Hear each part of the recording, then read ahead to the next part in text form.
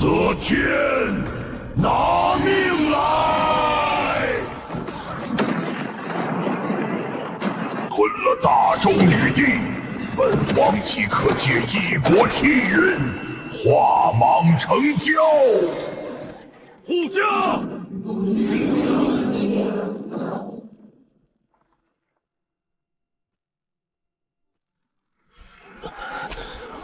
我不是在酒店帮校花复习功课吗？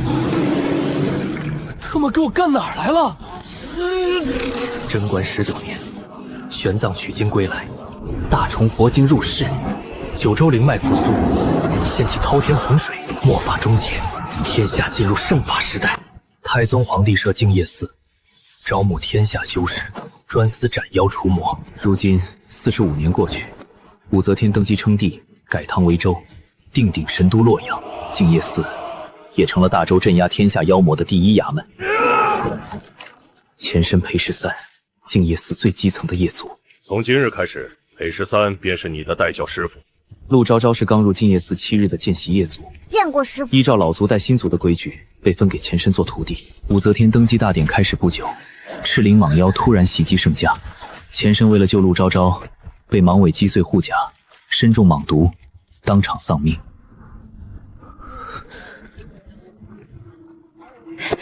师傅，你还活着！第一道防线已经破了，沈大人他们撑不了多久，我们赶紧走。丁，克命系统绑定成功。丁，克命系统绑定成功。系统，本系统功能只有2个：斩杀妖魔可获得寿元，消耗寿元可购买功法。宿者体内蟒毒已经侵入心脉，剩余寿元3个时辰。什么？只剩3个时辰？什么3个时辰？只有斩妖才能获得寿元。斩杀其他生命体不行吗？师傅，你看我做什么？师傅喜欢昭昭。不好意思，我对男的不感兴趣。我才不是男的！宿主别想其他歪主意，斩人不能获得寿元，只有斩杀妖魔才可以。行吧，拼了！什么拼了？师傅，你在说什么呢？我说我要跟那条蟒妖拼了！师傅，你不要命了？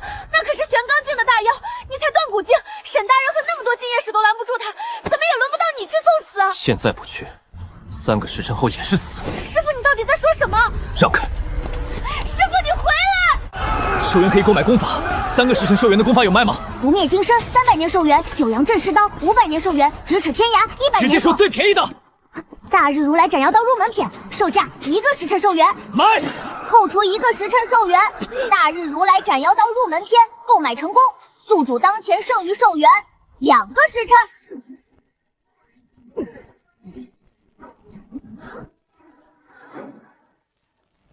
购买功法只能让宿主直接掌握刀法，不会提升境界。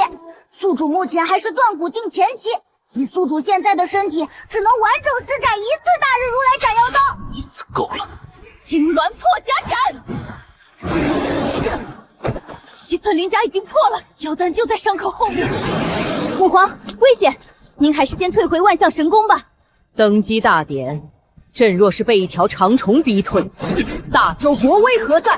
那是师傅，一个业族，他想利用我破开的伤口斩杀蟒妖，他这是在送死。一个业族也敢踏蟒而行？大日如来斩妖刀，给老子破！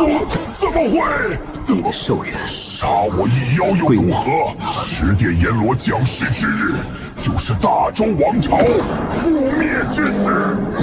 师傅，这蟒妖真是你杀的？帅不帅？帅！师傅帅死了！断骨境业族斩了玄罡境大妖，若没有他最后一刀，蟒妖已经冲上地台了。敢拿命赌，还能抓住唯一的机会，这个业族不简单。恭喜宿主亲手斩杀玄罡凶器赤灵蟒妖，成功夺取蟒妖剩余寿元12年。12年，这条命暂时保住了。修为不高，胆子倒是比天还大，如此神勇，可惜没看清他模样。净业寺数10名高手未能完成的一刀，最后竟被一个小小业族斩了下去。上官婉儿，找到他，朕要当面嘉奖他。臣领旨。找到以后，也让儿姐见见。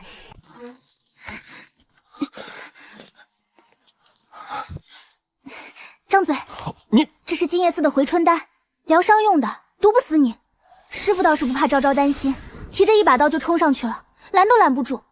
系统，那条蟒妖临死前说的十殿阎罗是什么意思？十殿阎罗是甄嬛年间圣法时代来临的初期，被封入10座古殿的10尊上古妖王，他们每一尊都统领大量妖魔，拥有至少1000年以上寿元。刚才那条蟒妖只是第一殿派入神都的一名妖将，每一尊都有1000年以上寿元。走，去哪儿？出去斩妖。不是，师傅，你就不能休息一会儿？你怎么像变了个人似的？师傅平日可是惜命的很，巡街嫌累，搜山怕蛇，遇到妖案恨不得躲在最后面。今天怎么主动嚷嚷着要出去斩妖了？身为净业寺的业族，10军之路，忠君之事，自当斩尽妖魔，护佑百姓。真能装！宿主明明是看上了妖物的寿元，寿元只是顺便。师傅能这么想，那以后徒儿可就轻松多了。沈少卿让徒儿跟您学3个月，可您以前懒得要死，巡街让我跑腿，封锁现场让我搬东西，脏活累活全扔给我。以后那些危险的活可就由师傅冲在前面了。行了，带路吧。去哪儿？最近的妖案在哪儿？上午传来急报，有一头虎妖冲进坊市，已经伤了10几人。按照妖气判断，那虎妖至少拥有300年寿余寿元。300年！快，去晚了百姓可就危险了。师傅，您伤还没好呢，等等我。10殿阎罗苏醒，大周妖劫正式降临。虎爷，有话好说，别要脸，我还没娶妻呢。让他们把本王的东西交出来，否则本王撕了他！交，一定交！虎爷，您先说是什么东西？金银、宅子、女人，我都能想办法。让一让，净业寺办案。白额虎妖闯入南市，伤了郑家10几名护卫，此刻又劫持一名纨绔，与净业寺当街对峙。难道这个纨绔是郑玉，上官婉儿的表弟？仗着上官婉儿受女帝宠幸，平日没少在神都惹事。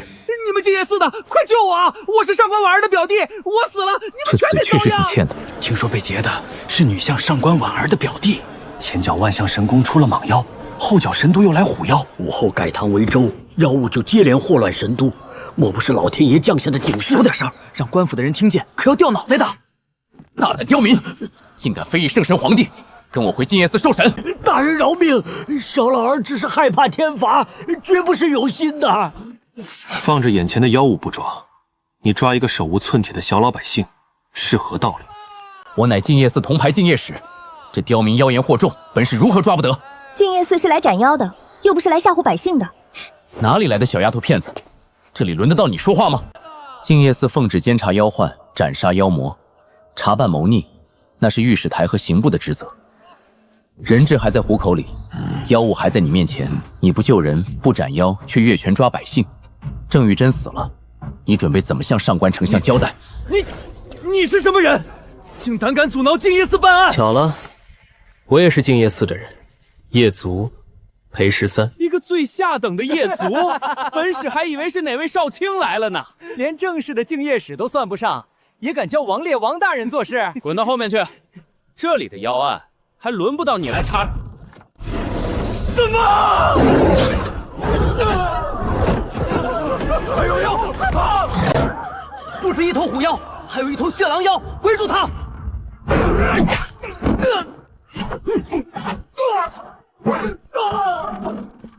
别乱，他只是开脉境。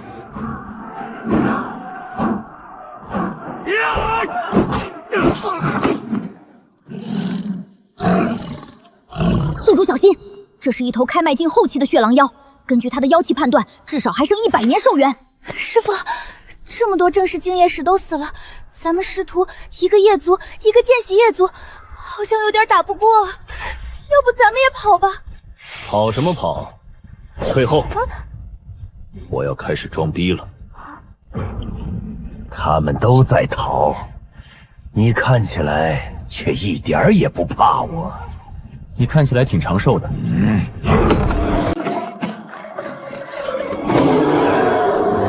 大日如来斩妖刀！不可能！你明明只有断骨境的修为。抱歉，我有关。一刀就斩了开脉境的血狼妖。大日如来斩妖刀只是系统里最便宜的功法，入门便有这种威力，也不知道那些更贵的功法会有多强。恭喜宿主亲手斩杀开脉境后期血狼妖，成功夺取他剩余的126年寿元，加上宿主原本拥有的12年零2个时辰，宿主当前总寿元138年。把大日如来斩妖刀提升到小成。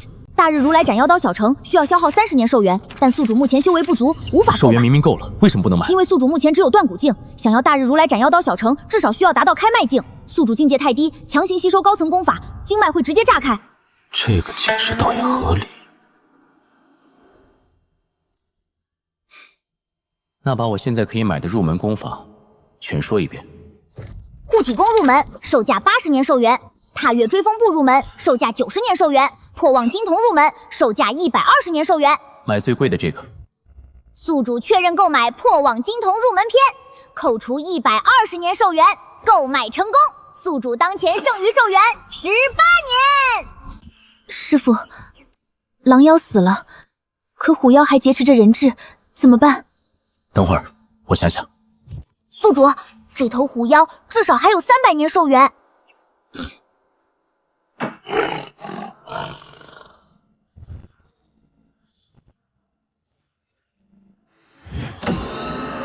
虎妖没有趁乱逃跑，也没有伤害人质，这桩妖案有点蹊跷。站住！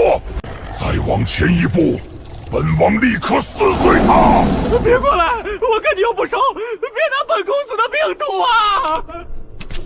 你抓得住他吗？什么？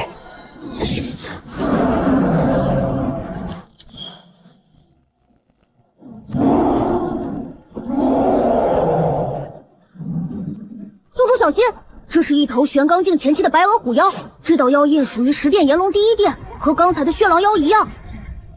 原来是一伙的。干坏第1殿的大事，本王要你死！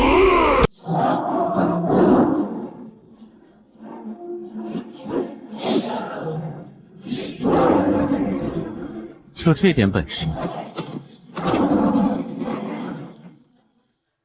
妖丹在这儿。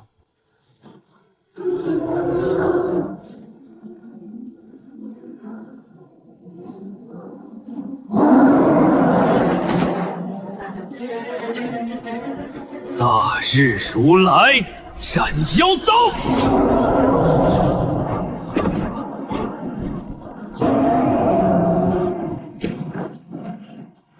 不可能！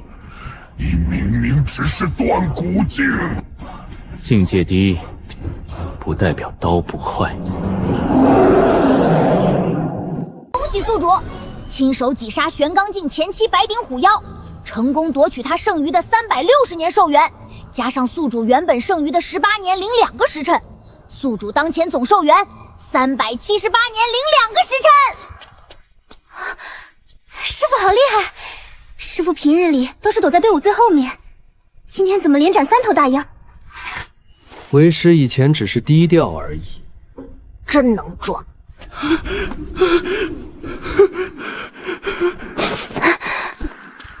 虎妖为什么要挟持你？他究竟想要什么东西？我真不知道。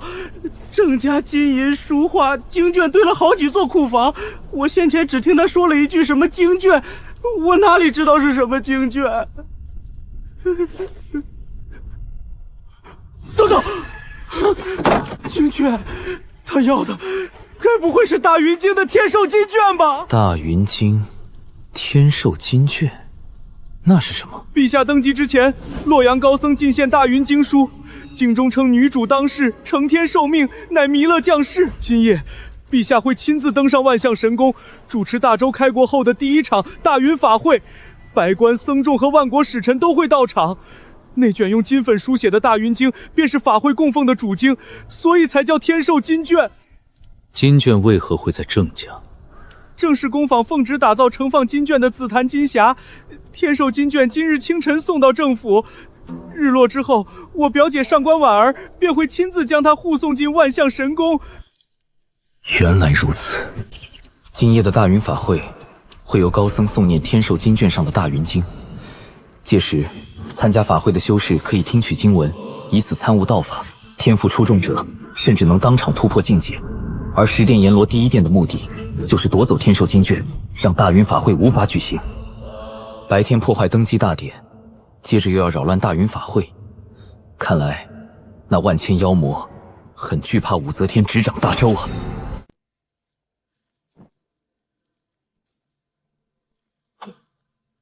今夜戌时，陛下将在万象神宫主持大云法会，朝中百官、各国使臣以及神都各师高手都会到场。24名竞业使分守万象神宫8门，每门3人；12名竞业使负责巡查宫墙与屋顶，不得留下任何死角；12名业卒负责封锁外围街道，检查进入大典区域的马车、货物与随行人员。没有竞业寺与宫中共同签发的令牌，任何人不得靠近万象神宫。此次大云法会，陛下特意从感业寺请来了慧真神尼，他将在法会之上诵念大云经。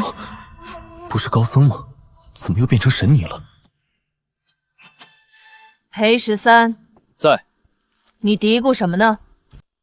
属下只是觉得奇怪，如此重要的法会，按理说不该请各寺高僧主持吗？陛下昔年曾在感业寺修行，与感业寺渊源极深。今夜又是大周立国的第1场大云法会，法会内坛设在万象神宫，距离陛下御座极近。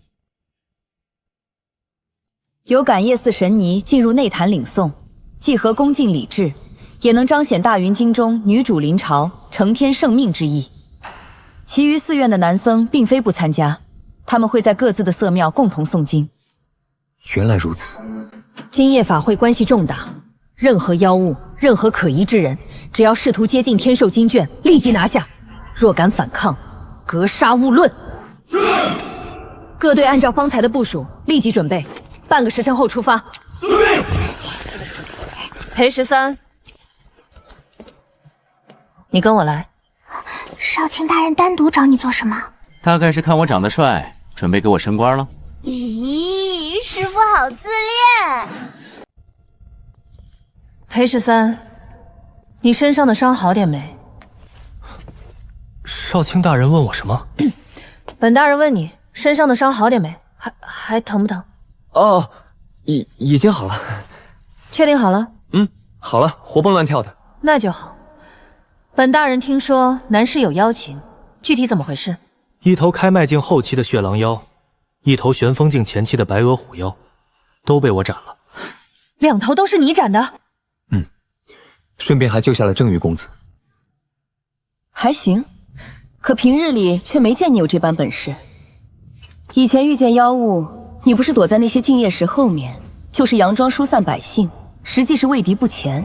沈大人误会了，我以前那是把立功的机会让给同僚，现在又多了一个徒弟，自然也得给徒弟昭昭留些表现的机会。你倒是挺疼陆昭昭的，我今日好像还不小心看见，你被芒尾击中是为了救他。算是吧，不过救他的时候，我还没穿过来呢。什么没穿过来？蟒毒还没有清干净吧？胡言乱语的。毒早就清了，昭昭给我吃了一枚回春丹。张口昭昭，闭口昭昭，你喜欢陆昭昭？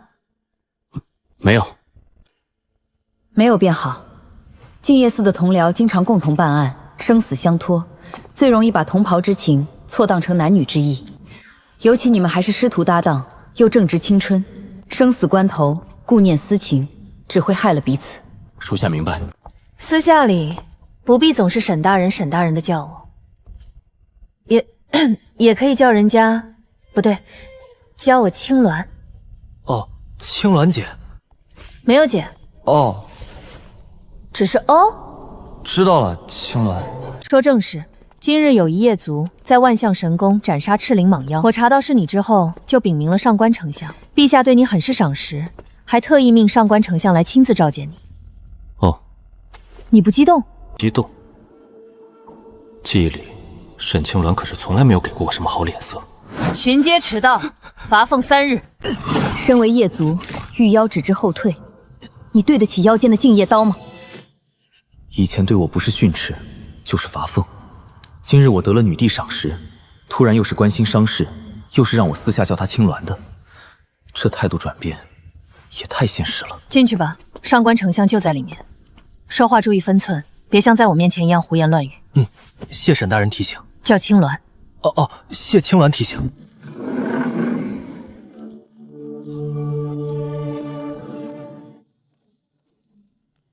静夜寺夜族裴13见过上官大人。裴大人不必多礼。女相竟称呼我为裴大人，上官大人折煞小的了，墨族担不起大人二字。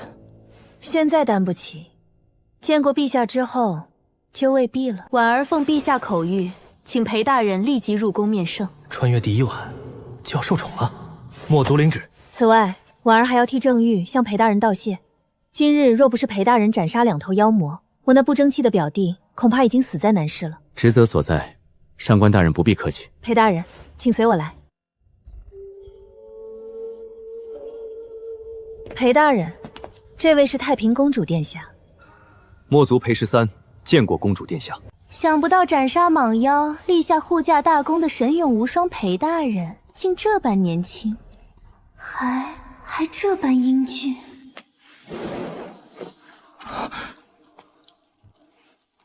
殿下，大人，不是召墨族入宫面圣吗？殿下，大人，不是召墨族入宫面圣吗？这是裴大人，难道想带着一身的邪气去见圣神皇帝？裴大人不必拘谨，这是御前的净身礼。这些事让宫女来做便是。上官大人与公主殿下何故也在？裴大人是陛下钦点召见，必须由一名皇室宗妻与一名内廷女官亲自监督。所以今日由本宫与婉儿亲自伺候裴大人沐浴。公主和女相亲自伺候我沐浴，这待遇好的有点不正常。但他们如果真的想害我，根本不用这么麻烦。墨族自己可以洗的。裴大人看不见后背，您坐好。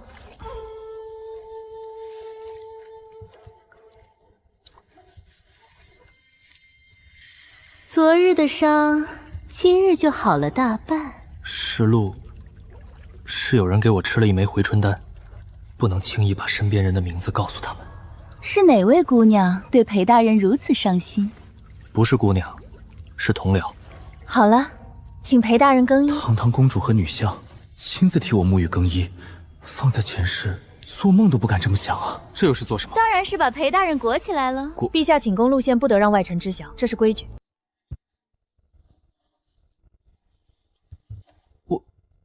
我该不是要被宠幸了吧？那就……陛下准许之前，不得摘下眼纱。明白。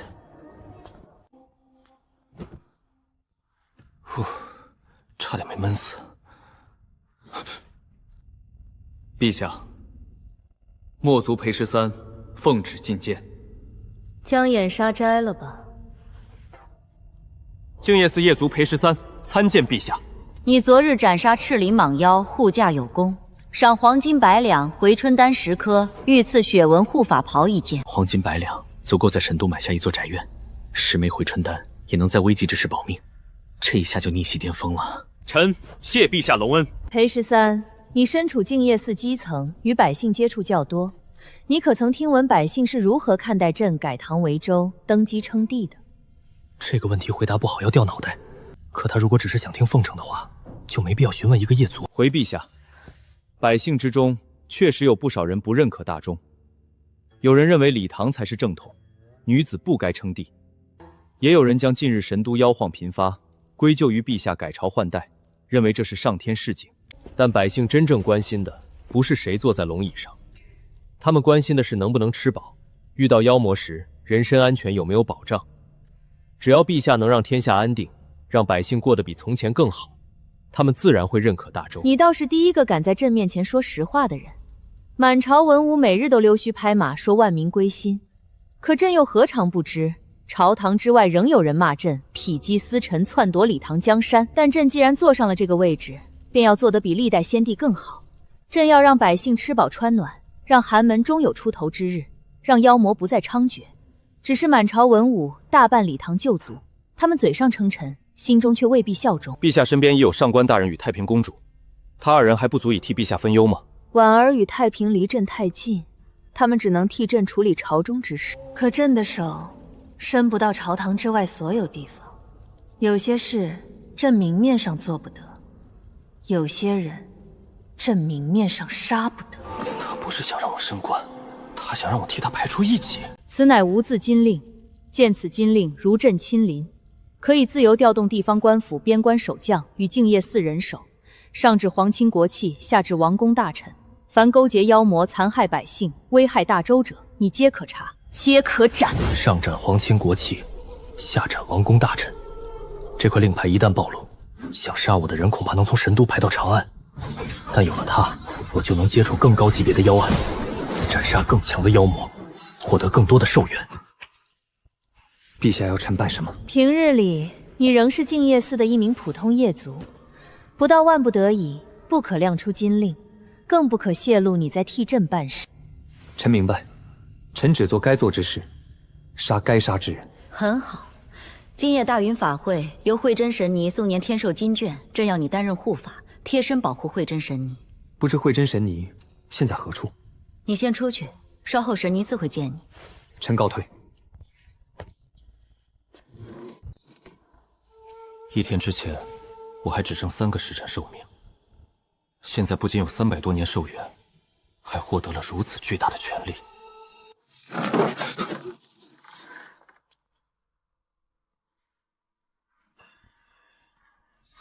慧真见过裴大人。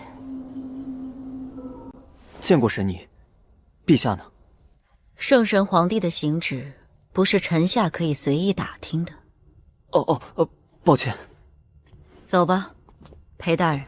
他的声音怎么有点耳熟？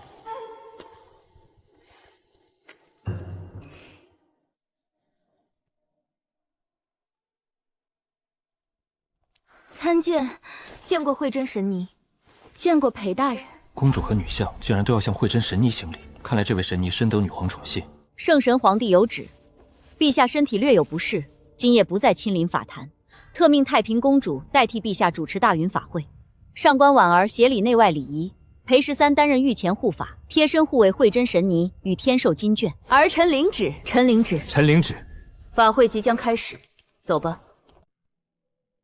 恭迎慧真神尼登坛开法。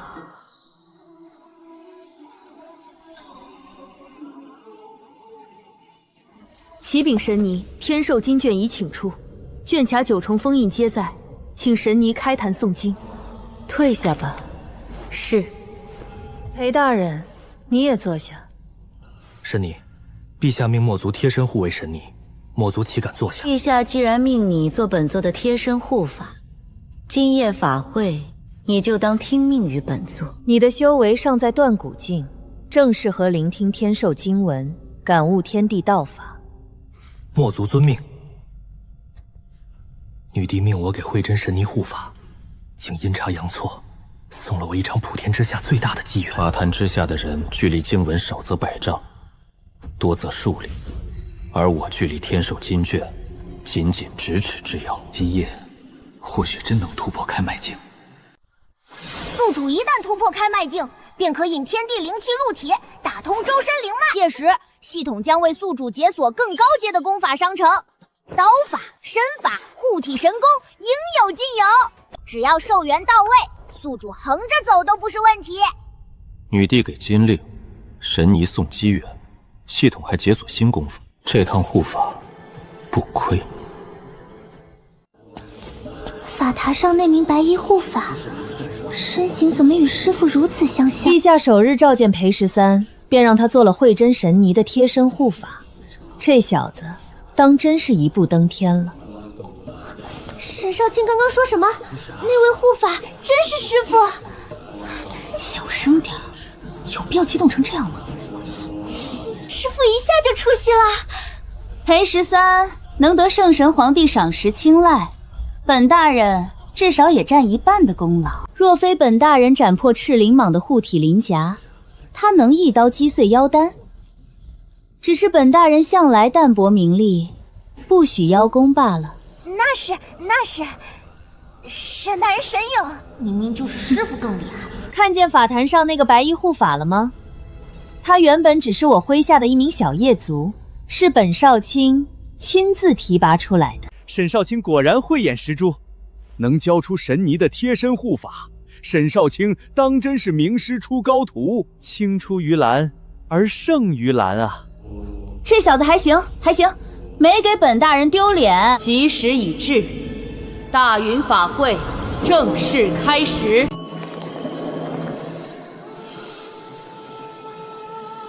裴大人，天圣经文直指道心，稍后屏息凝神，切莫分心。多谢神尼赐教。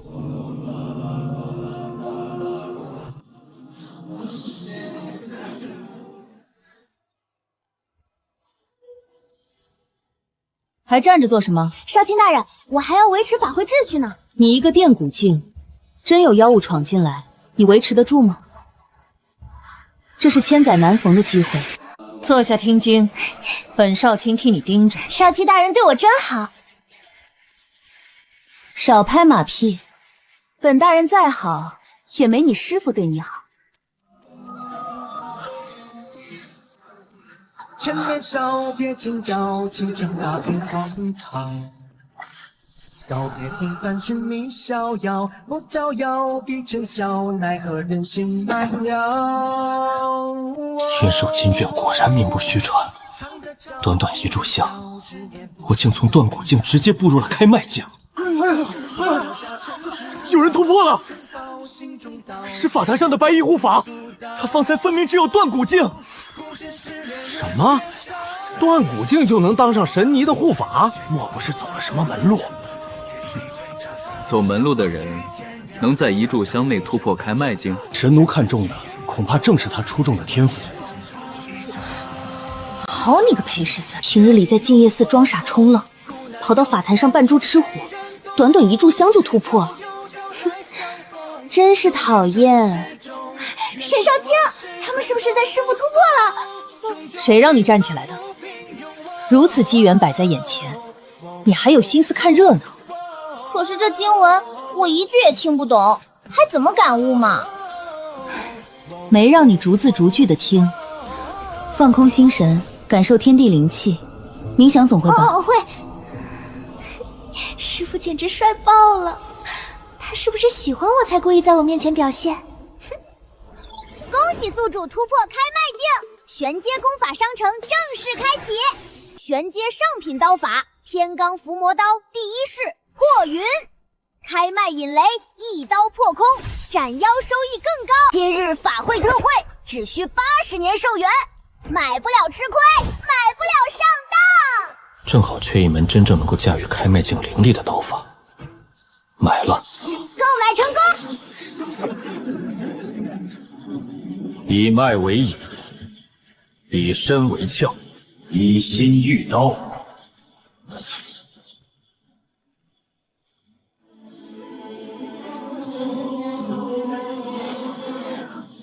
不云，这一路过空，苦难有限，终谁人懂？只求有朝再相逢，修炼成世。好强的刀意！他不是刚刚才突破开麦境吗？刚入开麦便能引动天象，这不是普通的开麦境刀法。裴十三这小子到底还藏了多少本事？真是越来越讨人厌了。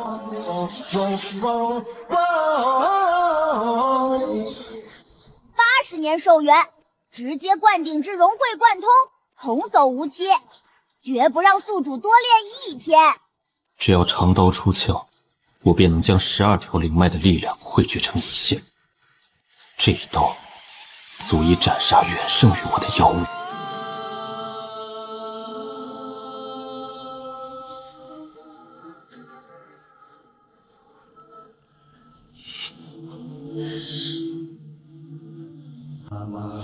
不对，神尼诵念的这经文有问题。宿主，快捂住耳朵！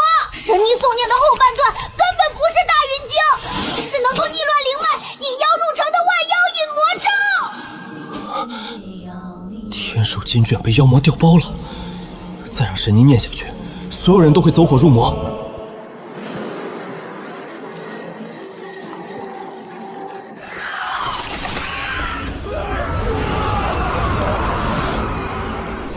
我的灵脉在倒流，杀！救急！救急！少卿大人，怎么办？你怎么又站起来了？可是妖都打进来了。你一个断骨境，还轮不到你急，给我躲好！静夜寺，随本少卿斩妖！杀！师傅，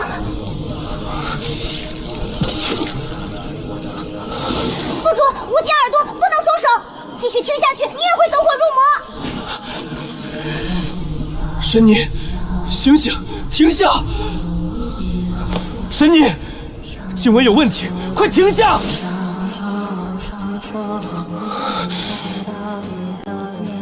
看来只能出此下策了。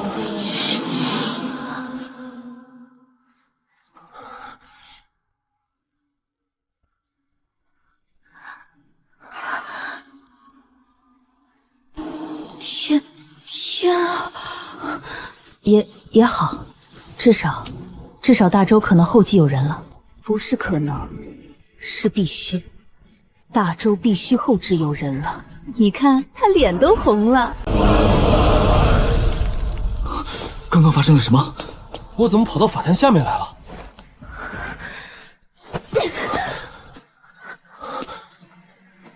裴大人，你这是做什么？抱歉，神尼方才受邪经控制，墨族双手又必须捂住耳朵，只能以此打断神尼诵念邪经。事急从权，本座不怪你。邪经破了，那就直接取你性命！神尼小心！区开脉经，也敢挡我？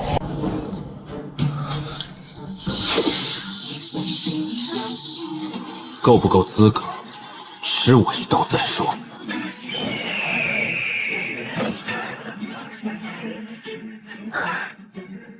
区人类也敢螳臂当刀！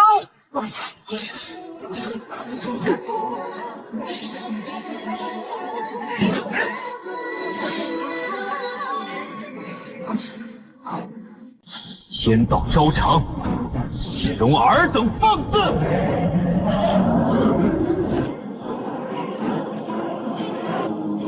嚯！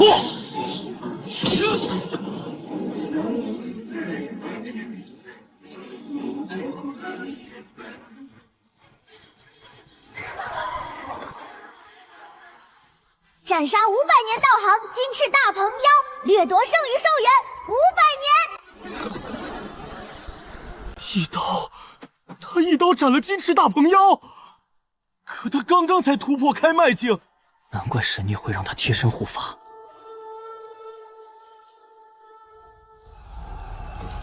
神宫外面那么多妖物，可惜我奉命贴身护卫神尼，不能擅自离开法坛，不然今晚少说也能曾再赚个188年寿元。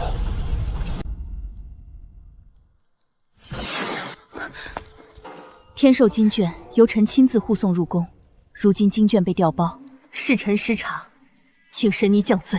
天寿经卷外有9重封印，内有镇国法阵，如此重宝，竟能在你眼皮子底下被调包？若非裴大人识破邪经，强行终止诵念，又斩杀大鹏妖护住法坛，今日站在这里的，便不是满朝文武，而是一群走火入魔的妖物。珍妮息怒，卷匣封印并未损坏，里面经卷却有误，此案蹊跷。哼，上官婉儿，本座限你3日之内找回真正的天寿经卷，查出调包之人，否则提头来见。臣领命，还跪着作甚？快去！臣还有一事相求。此前郑家遭受虎妖袭击，正欲受虎妖挟持，虎妖的动机就是天寿经卷，虎妖是裴大人斩的。裴大人对此案了解最清，臣想向神尼借裴大人，与臣一同查办此案。不借，臣明白，臣告退。启禀神尼、太平公主，神宫外围妖潮已经击退，残余妖物正在追剿。此次妖物突然大规模现身神都，静夜寺未能提前察觉，臣失察，请降罪。一卷假金混入万象神宫，数千妖物潜入神都腹地，妖物冲到万象神宫门口了，你们才知道拔刀。太平，大云法会由你统筹。满朝文武险些尽数入魔，你有何话说？太平无话可说，请神尼降罪。朝廷养你们究竟有何用？你们所有人加在一起，竟还不如裴13一个夜族。这慧真神尼的地位可太不一般了，上官女相、太平公主、静夜寺少卿被她训得连头都不敢抬。一个受女帝宠信的出家人，竟有如此大的实权，她究竟是什么来头？都给我滚！是。大云法会筹备数月，不料最后竟成了这副模样。法会虽毁，但好在陛下无恙，神尼平安。福兮祸所伏，祸兮福所因。今日之事也未尝全是坏的。裴大人倒是会宽慰人。时辰不早了，今夜辛苦你了。本座想一个人静一静，你先下去吧。莫族告退。这裴13真是胆大包天，竟敢亵渎本座。师父，你今晚也太威风了。威风什么？好好的一场法会，最后闹得一团糟。又不是师父的错，他们都中了邪精，却只有师父最先察觉。师父救了神尼，又救了满朝文武，最后还一刀斩了玄刚境的金翅大鹏妖。若没有师父，今日毁掉的就不只是一场法会了，恐怕连整座万象神宫都没了。干啥不行，拍马第1名。走，我请师父吃饭，庆祝师父升官，也庆祝师父突破境界。走，我请师父吃饭，庆祝师父升官，也庆祝师父突破境界。这个护法只是个临时差事，过了今晚，我还是静夜寺原来的小夜族。师父本来就是夜族啊，师父当了一晚上的护法，也是人前显贵了一回。昭昭替师父高兴，师父继续当夜族，昭昭不会嫌弃师父的。你不是要请客吗？身上带钱了？师父先垫着，等发了月宫，我一定还你。师父，这家烤羊肉太好吃了。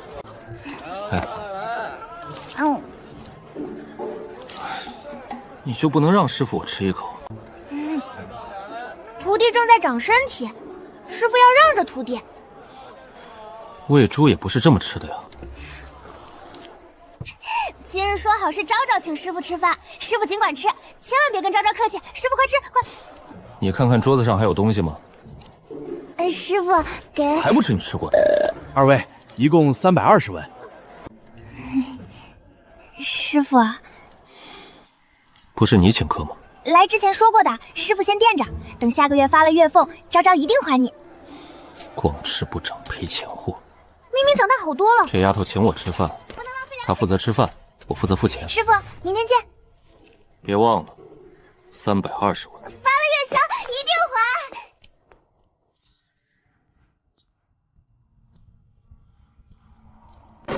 快，这玩意儿快撑不住了！闭嘴，手脚麻利点。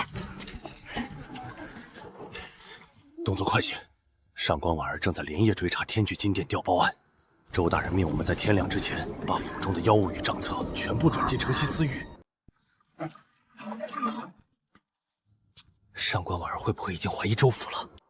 周大人负责尚书省验封，天石金卷正是在他手中停留了一炷香。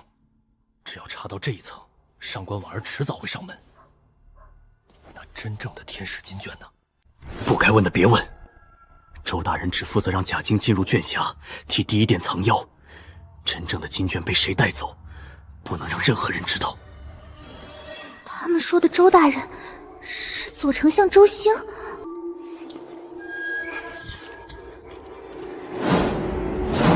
谁在那里？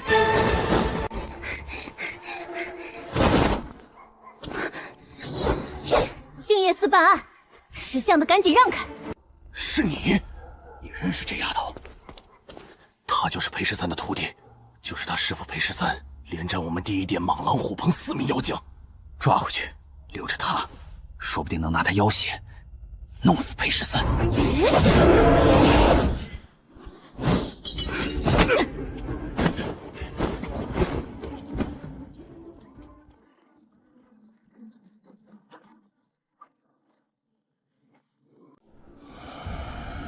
天罡伏魔刀破云，擅长将力量集中于一点，单挑妖物几乎能做到一击必杀。但要是遇上几十上百头妖魔，就需要一个 AOE 技能。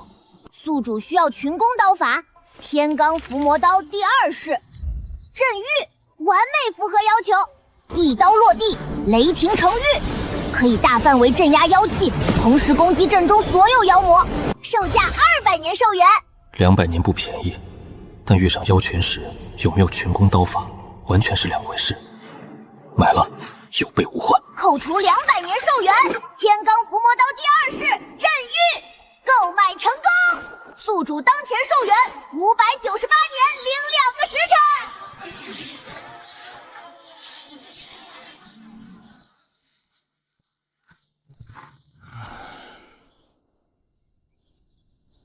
一大清早关着门，把床榻震得这么响，你一个人在房里练什么冲天炮呢？本大人想试试属下的冲天炮。才不，本大人只是关心一下你的身体。谢沈少卿引路，我有要事与裴大人商议，你先下去吧。是，这小子真是平步青云。上官婉儿昨夜找他，今日竟又亲自登门，白日里还一个人在房里练冲天炮。改天本大人找你玩玩，看你还嘴硬。怎么突然有种被人盯上的感觉？裴大人，方便请婉儿进去喝杯茶吗？处处有些乱，上官大人见笑了。是婉儿来的唐突，裴大人不必拘谨。上官大人想必是为了天授经卷一案而来吧？但昨夜慧真神尼可是说过，我是他的护法，不借给丞相大人查案的。神尼说不借，却没说婉儿不能亲自来求裴大人。上官大人这样瞒着神尼登门，就不怕神尼知道了，降罪你我？裴大人不说，神尼又怎会知道婉儿来求裴大人助我查案？他明知违背了神尼的意思，却敢把他的这个把柄送到我手里，我到底有什么特别的，能让他这么相信我？那可未必。丞相大人位居高位，更该知道官场险恶。今日你违背神女来求我查案，明日我向神尼告发你，也不是没有可能。难道是我看错他了？神尼只给了婉儿3日时间，3日之内，婉儿若找不回天授金卷，便要提头去见他。眼下能帮婉儿的人只有裴大人，裴大人出手，婉儿便欠你一条命。今后婉儿任凭裴大人摆布。堂堂大周女相，任凭我摆布？他把话说到这个份上，看来确实没有自救的办法了。我帮忙调查天授金卷一案，既能拿到女相的人情，还能顺着线索斩杀妖魔，夺取寿元，这波不亏。上官大人，说说查到什么了吧？婉儿昨夜发现甲经上的文字是用血墨写成的，这种墨以死囚之血混合寒玉石粉炼制，普通磨坊根本做不出来。天授金卷装入卷匣前，曾送进尚书省进行验封。当日负责验封的人，正是尚书左丞周兴。这只能证明周兴有机会参与调报，还不能证明真经就在州府，或许早就被转移了。不错，所以婉儿昨夜又派人暗查了州府。这是照妖镜，此镜对准州府之后，镜面一片漆黑。有人布下了隐藏妖气的阵法。藏妖阵，昨夜进入州府探查的2名密探也至今未回。堂堂左丞竟然在神都豢养妖物，周兴很可能与十殿阎罗第一殿有关。大人也知道十殿阎罗。净业寺密档记载，十殿阎罗是封印着10尊上古妖王的10座妖殿。第一殿中封印的玉王最擅长驱使御妖与行煞，近日出现的妖魔身上都有第一殿的妖印，这说明玉王的封印已经松动。他甚至可能已经分出一缕妖魂，附在某个人身上，借那个人的身份在神都活动。那人是周兴？尚不确定，但目前的线索指向州府。走吧。不需要先调集净业使包围州府。藏妖阵能把整座府邸的妖气完全封住，里面的妖物绝不会少。普通净业使去了，只会增加伤亡。不用，我一个人就够了。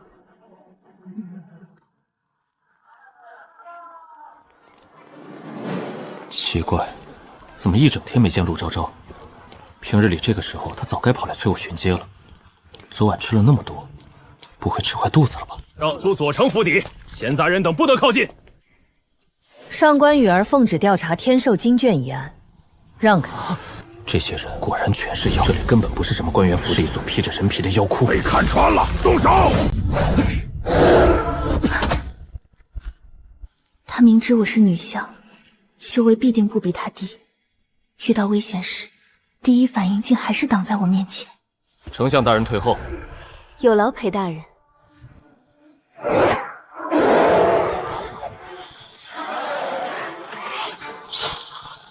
敬业寺查案，妖魔出来受死！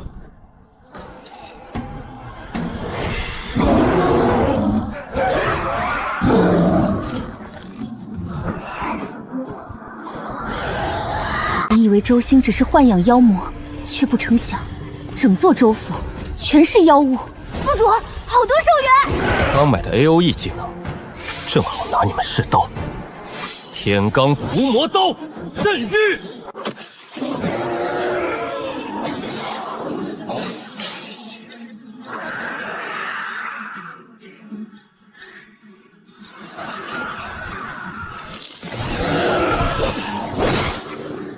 退下。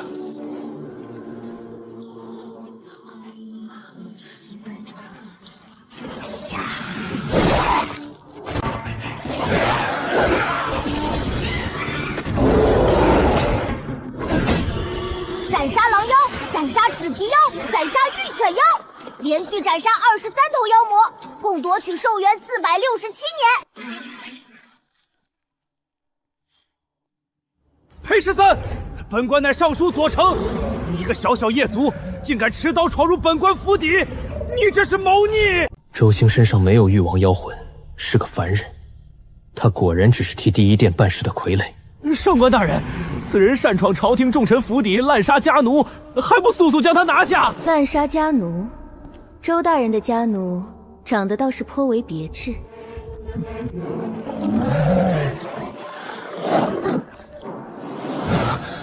裴13，放下刀，否则本将当着你的面撕了他！这是哪里？你们最好赶紧放开我！我师父可是神明的护法，蟒妖、虎妖、狼妖和金翅大鹏妖全都死在我师父的刀下。等我师父赶到，你们一个都别想！陆昭昭，我在这儿呢，你是怎么被他们抓住的？师父救我！本来还想留1、2个活口，问出天寿金卷的下落，可你们打我徒弟，我徒弟欠了我320文钱，他死了，老子的钱谁来还？找死！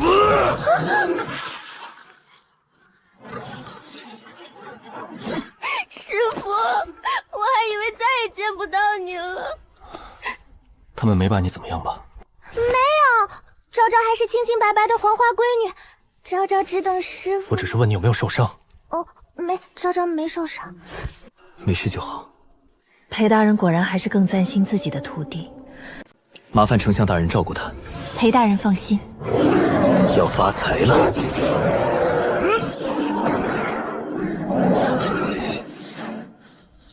不可能！第一殿赐给我的妖兵，怎么可能全部死在一个小小的夜族手中？说，天寿金卷在哪儿？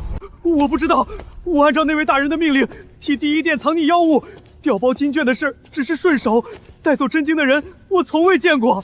我出身寒微，替朝廷得罪了无数礼堂旧族，一旦失势，他们第一个便会杀我。第一殿答应，只要我替他们做事，就能保我永居高位，还能赐我延寿之法。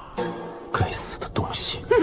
裴13，本官乃朝廷3品大员，尚书左丞，即便有罪，也应交由御史台刑部于陛下审理。你一个小小夜族，无权杀我。武则天把无字金令交给我，就是让我杀他明面上杀不得的人。你说的对，一个普通夜族确实无权杀你，可惜我不是普通夜族。小小夜族竟敢杀尚书左丞，斩杀人类，不可获得寿元。这一刀本来就不是为了寿元。周兴是左丞相，即便是御史台，没有陛下旨意，也只敢先将其收押。裴13却当着我的面将他斩了，他究竟哪里来的底气？难道陛下给了他先斩后奏的权利。我就在旁边，不用抓这么紧。师傅，昭昭害怕。周兴没有说谎，他只是替第一殿办事的傀儡，并不知道天寿经卷现在何处。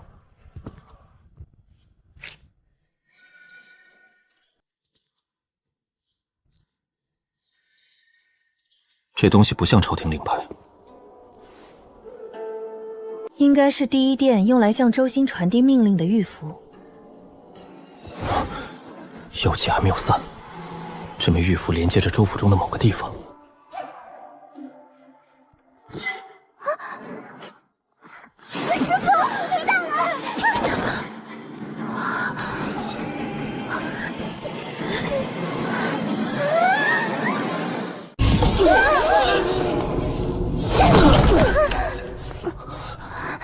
师傅，二位能不能先起来？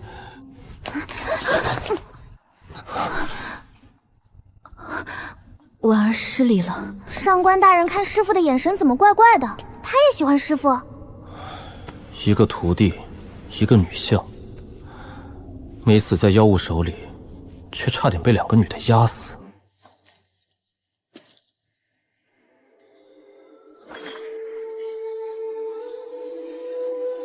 师傅，这里看起来像是一个私刑的形式。铜瓮里面全是抓痕，难道周兴把活人关进过这里？铜瓮下面还有烧过的木炭，周兴应该将犯人关进铜瓮，再从外面用炭火烘烤，逼迫他们认罪。怪不得周兴府上会有这么大的怨气。他就算没有投靠第一殿，也是个手段毒辣、罪大恶极的人。囚犯127人，转入城西私狱。师傅，你看，这块木牌上写着转入城西私狱。师傅，上官大人，昨夜抓我的2个黑衣人也说过，要在天亮之前把州府里的药物和账册转移到城西私狱。可神都城西根本没有设立牢房或者私狱，那里只有坊市、府宅，还有一条连接洛水的暗区。木牌上刻着转入城西私狱，州府的人也提到城西私狱，说明这个地方一定存在，只是被他们隐藏了。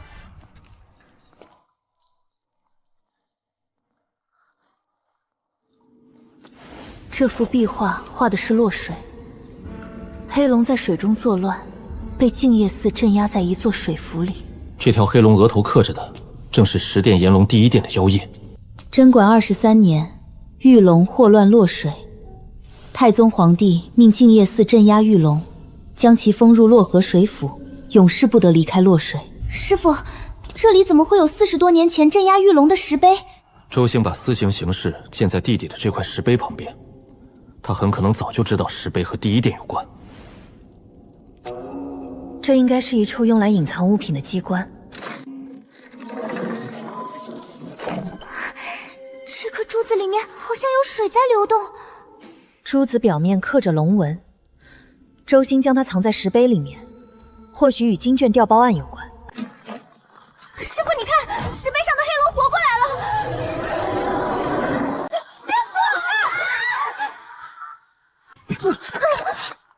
裴大人，这个龙头是干嘛的？是那颗珠子触发了水牢的机关。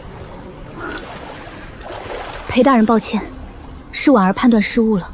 没事，上官大人也是为了寻找线索，不必自责。斩去！刀意被墙壁吸收了。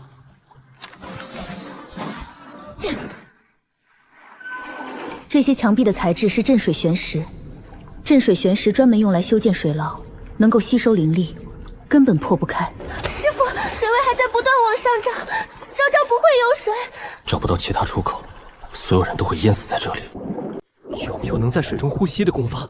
碧水金丹诀，修炼之后，宿主可以在体内凝聚碧水金丹，碧水金丹自己服用，可以于水中自由呼吸，也可以通过口舌将碧水金丹渡给其他人，售价120年寿元。买碧水金丹诀购买成功。先救人。上官大人别动，我往你体内渡入碧水金丹。婉儿已经踏入玄罡境，目前还能闭气。裴大人先救昭昭姑娘吧。陆昭昭，你成年了没有？师父，昭昭已经19周岁了，早就成年了。裴大人明明只是在往昭昭姑娘体内注入碧水金丹，可婉儿看见他们亲在一起，怎么感觉心里酸酸的？师父给昭昭吞了什么？碧水金丹。那师父自己怎么办？我修炼了碧水金丹诀，可以不断凝聚碧水金丹。师父还能为自己再凝聚一颗。师父修炼了这么多功法，师父好厉害！师父亲了昭昭，所有水流都在往地面汇聚，水槽下面一定还有通道。师父，这里真的有一道水闸，水闸后面还有水流。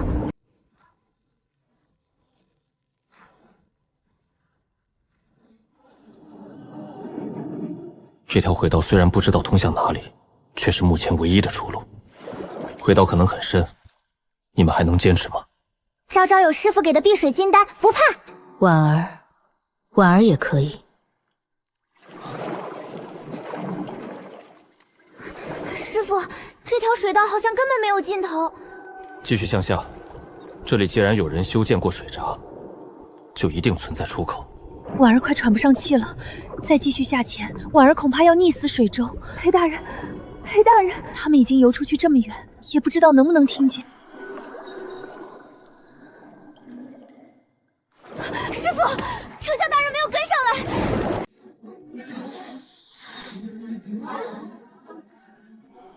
师父刚刚才亲了昭昭，现在又亲丞相大人。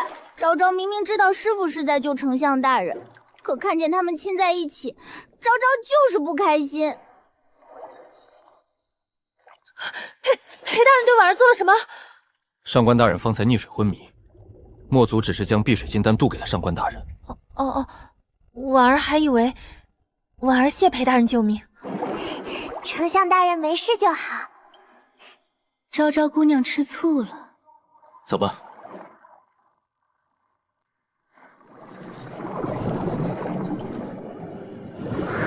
洛河水府，水府里面全是铁笼，铁笼里还关着大量活人。这二人正是婉儿派来州府调查的密探。上官大人，这里是什么地方？属下被州府妖物押进来时，听见他们交谈时说过，这里就是周行藏在城西的私域。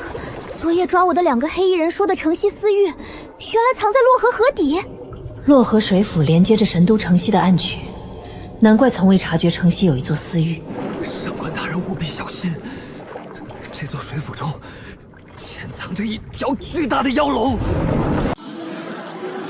这条妖龙额头上的印记，也是第一殿妖印。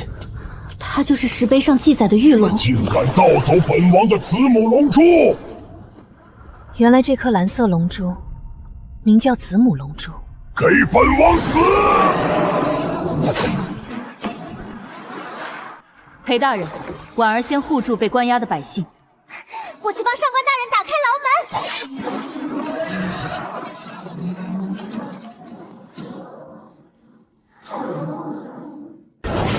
天罡伏魔刀，震狱！水下是本王的地盘，一个人族如何还能施展雷法？因为水是导体，可以导电。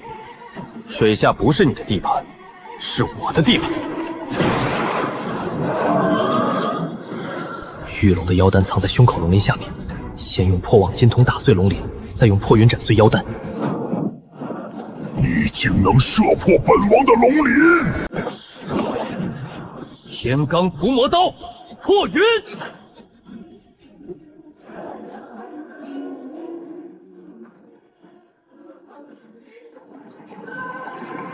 真正的天兽金卷在哪里？金卷根本不在洛河水府，昨夜已经被万象神宫里的人带走了。宫里的什么人？你们慢慢查吧。斩杀玉龙，成功夺取寿元1200年。玉龙说，这颗珠子名叫子母龙珠，但这颗珠子似乎没什么用。龙珠上刻的是女儿国文字，子母龙珠配合子母河水服用，可令女子孕育男胎。意思是服下这颗龙珠，女子不需要与男子也能独自怀上孩子。还需要子母河水。远西之地有一女儿国，女子国有一条子母河，女子喝下子母河水就能孕育女胎，但如果同时服下子母龙珠与子母河水，即可孕育男胎。裴大人可否将这颗子母龙珠送给婉儿？婉儿想将它呈与圣神皇帝。陛下已有太平公主可以继承大周正统，还要这子母龙国做什么？因为太平公主其实也是陛下喝了子母河水孕育的。太平公主没有父亲，这么说来，女帝还是一个黄花孤女。贞观19年，玄奘自西天灵山取经归来，除了佛经，还带回来一瓶女儿国的子母河水。陛下昔年饮下一杯，才怀上了太平公主。陛下为何不招纳南妃，共同生下皇子？因为皇子绝不能有父亲，皇子一旦有父亲，父亲背后就会有一整个家族。皇子若继承皇位，他们就会凭借皇子父族的身份进入朝堂争权夺利，甚至架匡新帝。陛下不是找不到可以生下皇子的男品，而是不能让未来的大周皇帝拥有一个能够干涉朝政的父亲，以及一个争权夺利的父族。所以陛下真正想要的是一个只继承他血脉，没有父族牵制的五州皇子。正是，单独服用子母河水只能孕育女胎，若再配合这颗子母龙珠，陛下可孕育一名拥有龙气的皇子。这个皇子没有父亲，也没有父族，只属于陛下与大周。所以，这颗子母龙居对于新建的大周而言，比任何宝物都重要。墨族明白了，那还请上官大人自行收好此珠吧，无需墨族同意。婉儿谢裴大人。上官大人，属下还有一件重要的事情禀报。什么事？昨夜属下被押进水府时，看见一名蒙面人从玉龙手中接走了一只金色卷匣。那只卷匣很可能装着真正的天手金卷。可曾看清那名蒙面人的身份？没有看清他的脸，但属下看见他腰间挂着一枚内廷玉符，那是只有皇宫内廷之人才能持有的令牌。玉龙刚才说，真正的天寿金卷被宫里的人带走了，密探又看见那人佩戴内廷鱼符。这两条线索已经能够说明，宫里有人与第一殿勾结。也就是说，宫里出了内鬼。走，立即回宫。这个案子背后牵扯的势力真是越来越大了，也不知道最终的 BOSS 是个什么妖物，剩余多少寿元。沈清鸾，裴13在静夜寺待了多少年？回陛下，裴13自幼生活在静夜寺，已经有19年了。你觉得裴13是个什么样的人？陛下怎么突然关心起裴13了？裴13是个孤儿，19年前，一名姓裴的老业族在破庙将他捡回来。当日正好是腊月13，所以老业族为他取名裴13。裴13身上没有信物，也没有能够证明身份的东西，没人知道他的父母是谁，更没人知道他来自哪里。8岁那年，抚养他的老族死于妖物手中。8岁以后，裴13就再也没有亲人了。他没有父母，没有兄弟姐妹，也没有亲戚朋友。他从小在静夜寺里劈柴、挑水、清扫牢房，冬日没有炭火，只能裹着破衣服睡在柴房。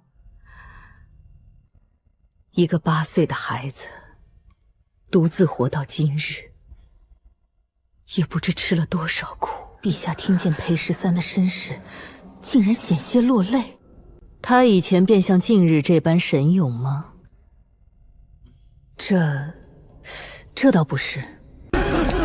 裴13以前修为低微，又贪生怕死，发现妖情，他跑得比谁都快。有一次轮到他巡守妖物出没处，他为了逃避差事，竟然装死。沈大人，属下突然旧疾复发，恐怕活不过今晚了。属下突然又觉得还能再活几十年，倒是很惜命。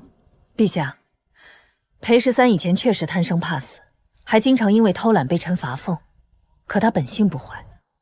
他自己经常吃不饱，却还经常把仅剩不多的食物分给流浪儿。只是从赤灵蟒妖袭击圣驾那一日起，他就像突然变了一个人。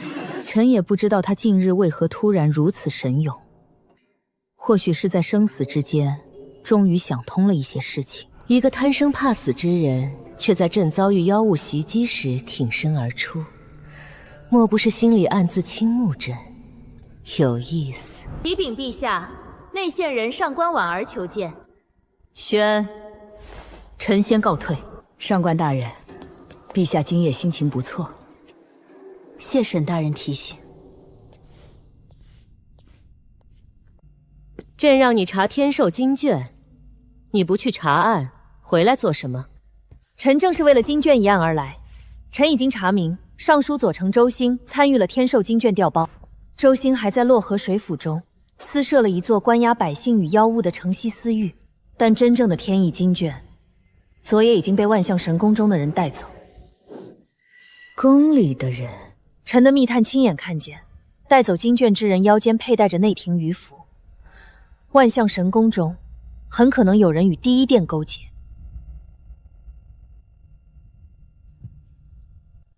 臣还从洛河水府中得到了一颗子母龙珠，将子母雄珠与女儿国子母河水一同服下，女子即可无需婚配，孕育男胎。臣特意将此珠呈给陛下。这颗珠子，朕或许不需要了。陛下不想要一名属于武昭的皇子了吗？皇子自然要有，只是朕近日想换一种办法。什么办法？那一名男妃。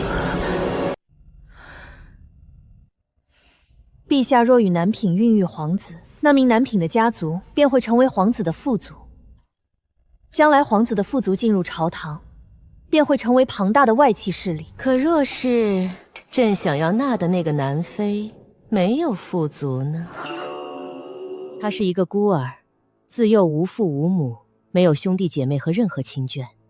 他若与朕生下皇子，自然不会有人借父族的身份干涉朝政。臣斗胆，陛下可是有了心仪之人？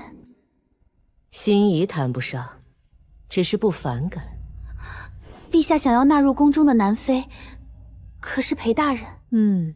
正是裴13。陛下，裴大人勇勇过人，重情重义，确实是不可多得的人才。只是裴大人出身低微，只是区区业族，朝中百官恐怕不会接受。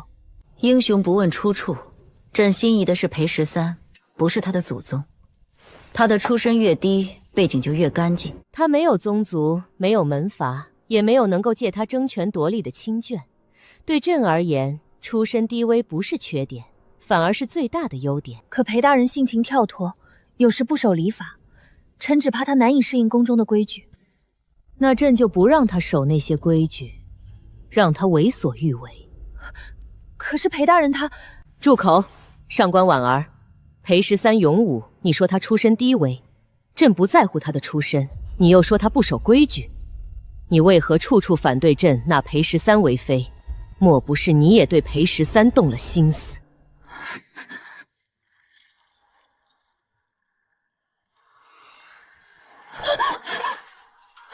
陛下明鉴，臣对裴大人绝无非分之想。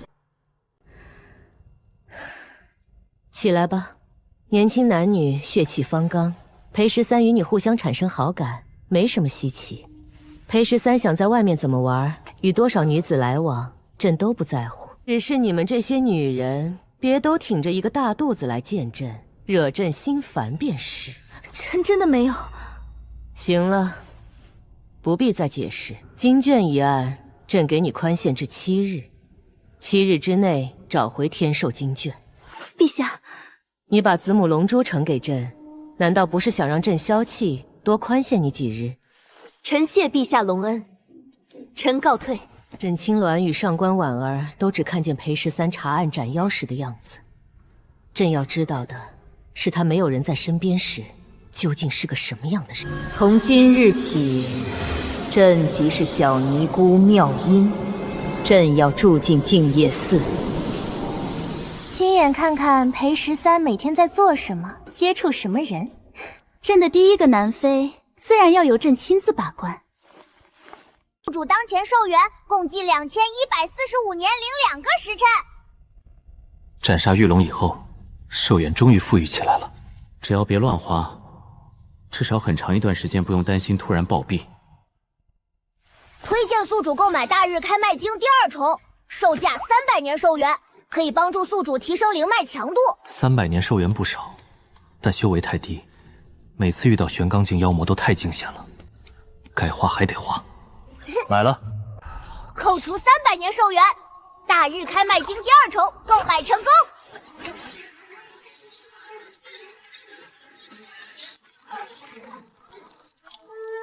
恭喜宿主修为提升，宿主已经达到开麦境前期巅峰。再进一步就是开麦境中期，还是卡在瓶颈了。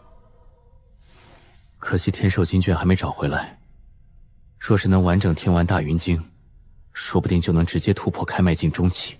宿主不一定非要听大云经，其他经文同样可以帮助宿主感悟道法，冲破瓶颈。可我又不认识什么和尚或者尼姑，总不能去庙里抓一个回来给我念经吧？宿主可以找慧真神尼，他佛法高深，随便诵念一部经文都可能帮助宿主突破。慧真神尼身份尊贵，怎么可能单独坐下来只为我一个人诵经？宿主不亲自去问，怎么知道他不愿意？本系统倒是觉得慧真神尼对宿主动了凡心呢。我怎么没看出来？当局者迷，旁观者清。神尼看宿主的眼神与看其他人明显不同。神尼真对我有意思？不可能吧，他是个出家人，就算他不是出家人，以他的身份，肯定眼光极高，是不可能看上我一个小小业族的。算了，先出去吃点东西，明天再想办法找个尼姑来念经。裴13，这位是感业寺来的妙音小师傅。妙音小师傅是慧真神尼的弟子，此次专程来到神都与神尼会合。小尼妙音见过裴大人。是我脸盲，还是漂亮女人都长得差不多？这个妙音小尼姑怎么和慧真神尼有点像？妙音小师傅在神都找了几日，都没有见到神尼，身上的盘缠也用完了，2天没吃东西。正好我练功也饿了，一起去吃点东西吧。又练功？不会又躲在房里练你的冲天炮吧？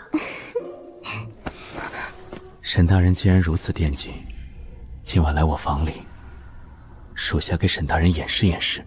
谁惦记了？再敢胡说，我扣你月俸。青鸾，你不乖了啊，青鸾。是让你私下叫我青鸾，旁边有人时还是叫我沈大人啊？你这小子，欠打。陆昭昭呢？平日里一闻见饭菜香味，他早就跑来了。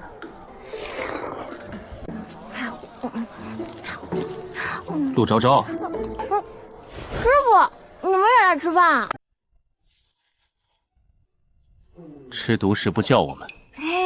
昭昭以为师傅睡了嘛，所以一个人出来找吃的。金卷案查得怎么样了？周兴参与了金卷调包，但周兴和玉龙都只是替第一殿办事。真正的天寿金卷被万象神宫里的人带走了。这么说，宫里出了内鬼。宿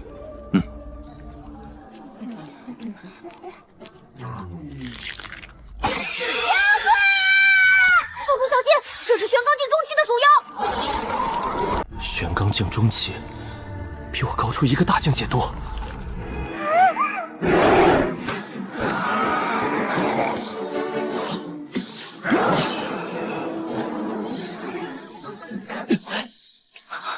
沈大人，护住这个孩子。放心，我知道你能一个人摆平。师傅，这个鼠妖又是第一殿的。这里人太多了，不能使用镇狱，只能老样子，用破网金筒找到妖丹，再用破云一刀解决它。妖丹藏在腹部。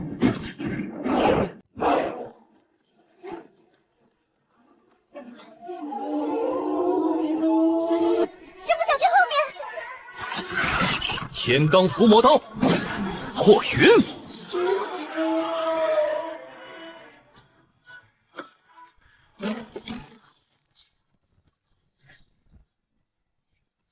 斩杀玄刚境中期鼠妖，成功夺取寿元600年。这么大的一头妖魔，竟然被那位差爷一刀斩了！那差爷刚才先用双眼击穿地面，把鼠妖从地下逼了出来，然后一刀就斩碎了鼠妖的妖丹。裴13才开麦境，竟然正面斩杀了玄刚境中期的妖魔。这小子的刀法到底是跟谁学的？还是他自己参悟的？怎么这么讨厌啊？大家都看见了吗？这就是我陆昭昭的师傅裴13。裴大人威武！多谢裴大人斩妖除魔，护佑百姓。裴大人长得英俊，修为还这么高，也不知道裴大人可曾婚配？师傅还要专心斩妖，没时间婚配。都走都走，别打我师傅的主意。玄刚境中期，果然比玄刚境初期难对付多。刚才那一爪再往前半寸，躺在地上的可能就是我了。不过这波虽然危险，逼倒是装得挺完整。他不是不知道害怕，可鼠妖即将伤害那个孩子时，他还是第一个冲了出去。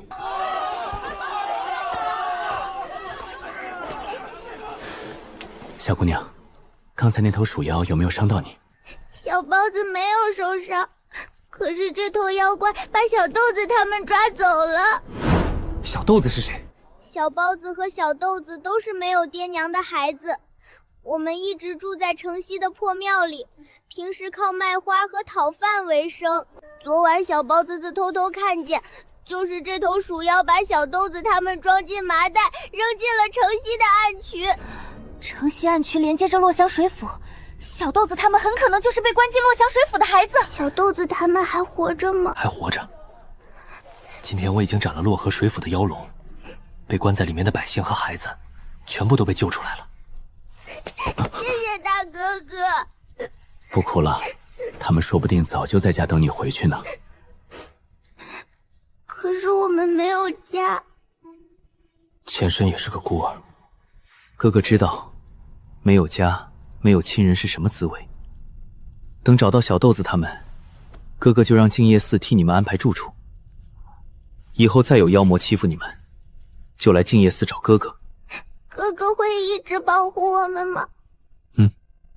会的。师父自己从小吃了那么多苦，却还是愿意把爱和希望传递给所有人。以前那个对妖物唯恐避之不及的裴13，是真的长大了。青鸾，我说过了，我以前是把立功的机会让给同僚，不是害怕妖魔。裴大人面对玄刚境中期妖魔时杀伐果断，面对一个无家可归的孩子却又如此温柔，对妖魔狠，对弱者善。裴大人与小尼见过的许多人都不同。小师傅，这两件事并不冲突，我也只是尽了静夜寺业族的分内之事。宿主真能装，宿主明明是为了斩妖夺取寿元。这次不是装，实力强大却不恃强凌弱，斩妖果断又愿意保护弱小。将来朕与裴13生下的皇子，希望也能像他一样。这个妙音小尼姑人看师傅的眼神和上官大人一样，他们都在打我师傅的主意。不行，谁都不许打我师傅的主意。陆昭昭，你又发什么神经？昭昭刚才被鼠妖吓到了。刚才鼠妖还活着都没见你这么害怕。昭昭现在就是害怕。沈大人，小尼暂时找不到师傅，在神都也没有住处，可否让小尼在静夜寺暂住几日？找师傅当静夜寺是自己家就好，不必客气。不过女舍没有空房了，委屈妙音小师傅先与陆昭昭住一起，可以吗？小师傅要与昭昭住在一起，麻烦昭昭姑娘了。这个小尼姑明明是来找神女的，为什么还要打我师傅的主意？真是的。妙音是慧真神女的弟子，又主动住进静夜寺，只要想办法让她单独给我诵念经文，突破开麦境中期就有希望了。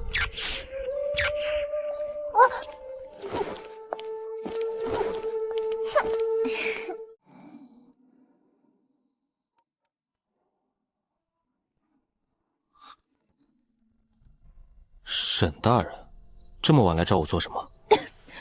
刚刚出门不是说要让本大人过来看你练功吗？客套话，沈大人当真了？臭小子，你耍本大人呢？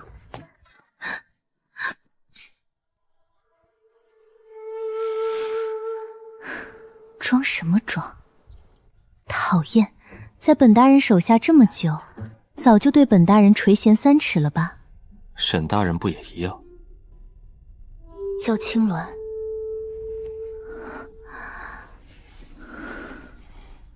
沈大人，小青鸾。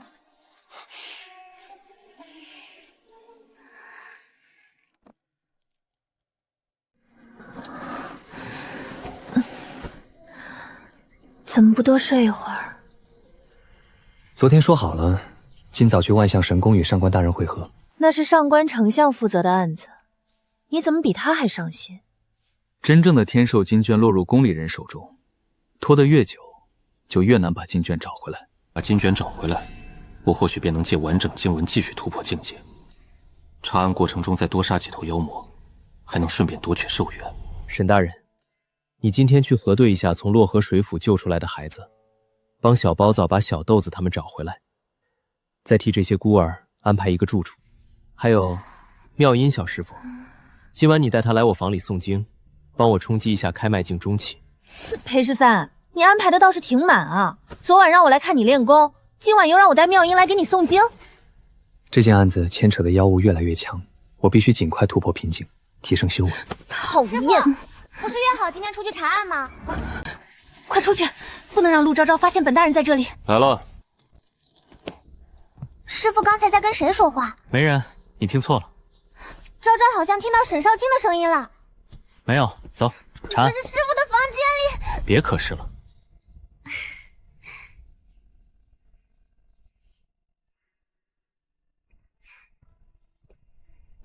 裴大人，上官大人，昭昭姑娘，万象神宫是皇宫禁地，没有陛下旨意与内廷身份，任何人都不能进入。为什么师傅可以进去，昭昭却不能？裴大人曾奉陛下召见，又是慧真神尼的护法，宫门通行册上留有裴大人的名字。昭昭姑娘不在通行册内，禁军不会放行。上官大人为什么要单独带走师傅？别问了，今天给你放一天假。我一个人放假有什么好玩的？师傅又不陪着。拿去，随便玩。师傅最好了。那师傅早点回来。昭昭走啦，师傅再见。裴大人对昭昭姑娘倒是十分宠爱。徒弟嘛，给点银子就高兴了。走了。婉儿根据密探的描述，将那枚鱼符的外形与纹路画了出来，再与内廷鱼符册逐一比对，最终确认枚鱼符是玄字7号。玄字7号是谁的鱼符？那是韩德，但韩德3日前就死了。韩德当夜负责看守内廷仓库，换班的内侍进入职房时，发现他倒在案桌旁，没有气息。仵作查验以后，认定韩德是旧疾复发，心脉骤停而亡。偏偏在金卷被调换前后突然暴毙，这场旧疾发作未免太奇怪了。韩德死在万象神宫内，按照内廷规矩，尸体要在冷空停放7日。那就先去冷空验尸。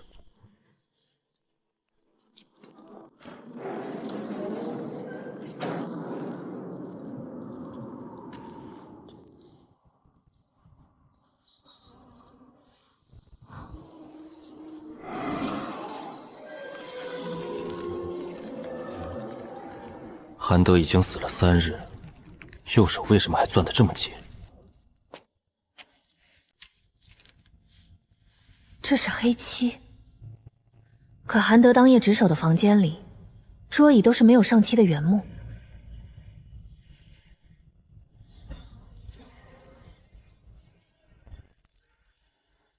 韩德临死以前，右手曾经抬到耳后，他应该感觉到耳后被刺中了，所以本能的伸手去拔这根针。他的指甲刮过针尾，才留下了这片黑色漆屑。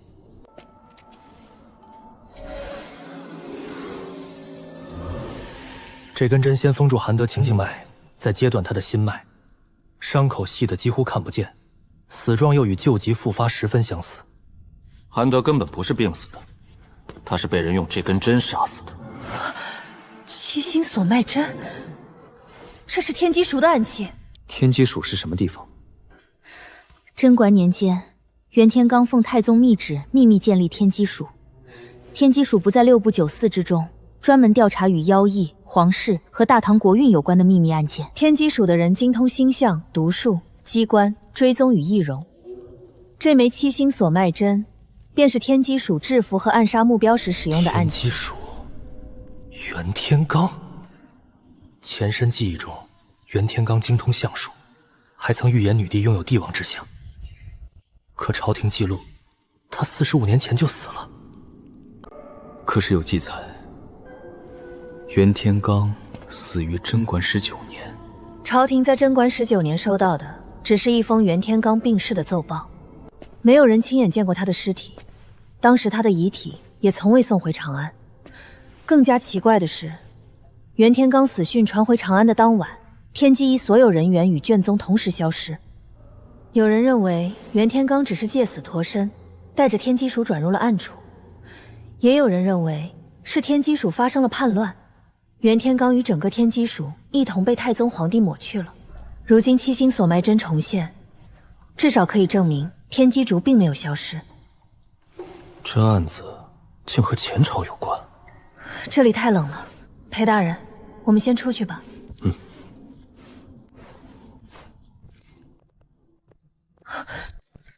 门被人从外面反锁了。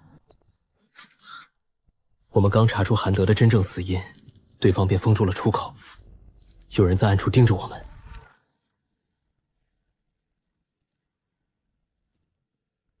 裴13，你连斩数位妖将，你的名气在第一殿如雷贯耳。裴大人，这是一头玄罡境中期的血妖。玄罡境中期，我斩过不止一只。本王奉命守在此处，就是为了等你们过来。既然你们知道了不该知道的东西，就死在这儿吧。你有这个本事吗？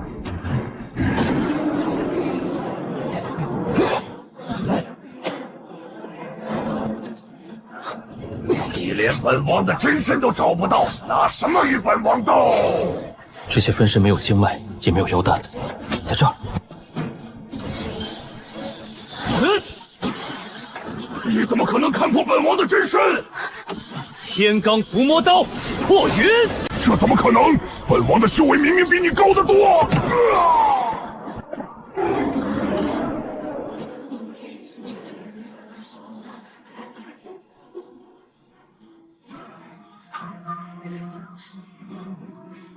一刀，裴大人不过开脉境，一刀斩杀了玄黄境中期的血妖。之前看他斩杀那些境界稍低的妖魔，也都是一刀。每次斩妖都是一刀，一次是侥幸，但次次就是真本事了。难怪陛下如此看重他，甚至想将他纳为第一个南妃。上官大人愣着做什么？裴大人刀法出神入化，婉儿一时之间没反应过来。妖魔的分身再多，也只有一枚妖丹，一刀斩了即可。越境斩杀，在裴大人口中竟然如此轻描淡写。他外表看起来散漫，真正拔刀时，却比神都那些所谓天骄可靠得多。裴大人今日又让婉儿刮目相看了。上官大人看我的眼神怎么怪怪的，和沈大人有点像。恭喜宿主斩杀玄罡境中期血妖，成功夺取寿元800年。宿主当前剩余寿元3245年02小时。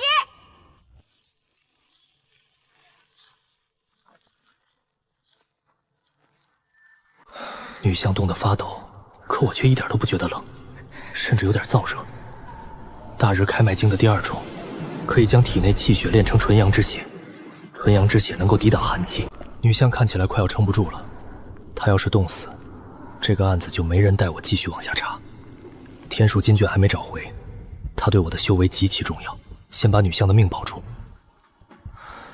正好我也越来越热了。裴大人把衣服给了婉儿，自己怎么办？我好热，你披着它。多谢裴大人。你就在此地，不要走动，我找找看有没有其他出口。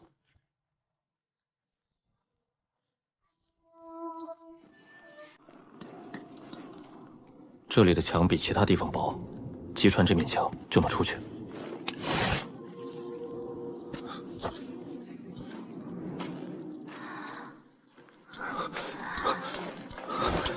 上官大人，裴大人，他的体温快要消失了。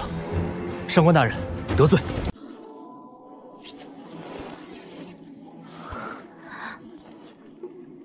裴大人，裴大人这是做什么？别动！再这样下去，婉儿会失温而死，只能任凭裴大人救命了。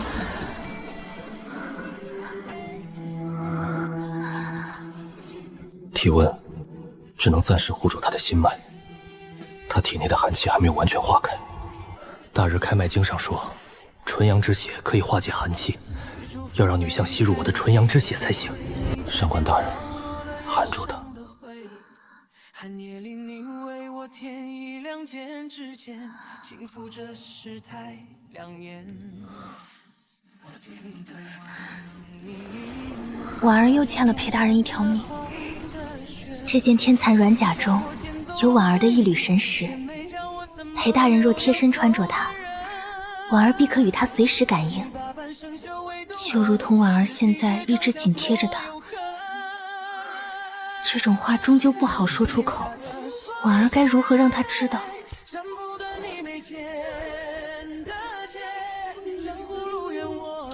莫苏方才找到这面比较利器划出的墙壁，更易轰开。裴大人心细。天罡伏魔刀，破云。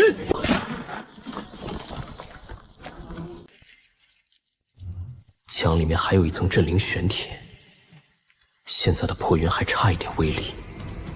系统，有没有办法继续提升破云？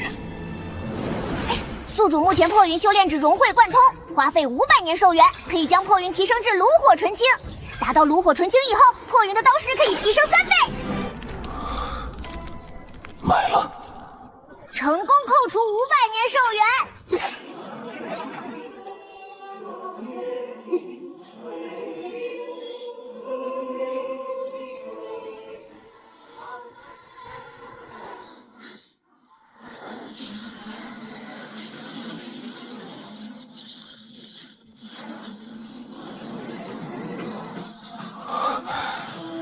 这就是炉火纯青的破云，果然和之前完全不是一个层次。现在这一刀若是再斩出去，威力至少暴涨数倍。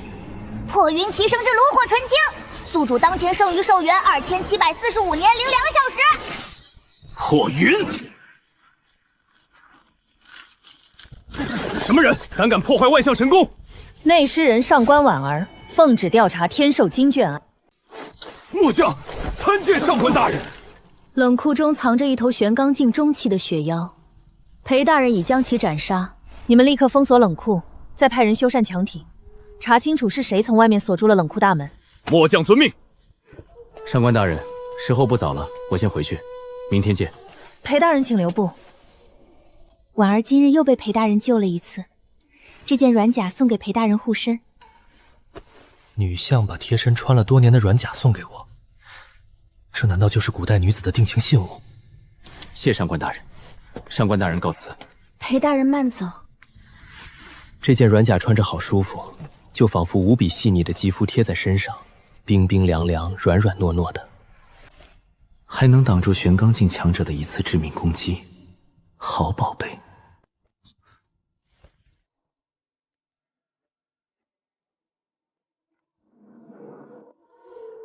沈大人说，裴大人想听小尼诵经，冲击开脉境中期。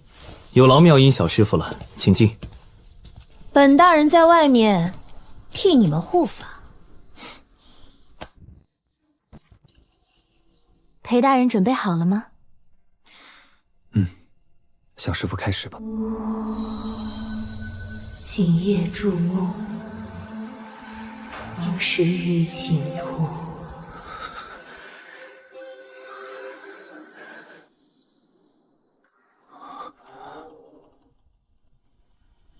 近距离看，他与慧真神尼更像了。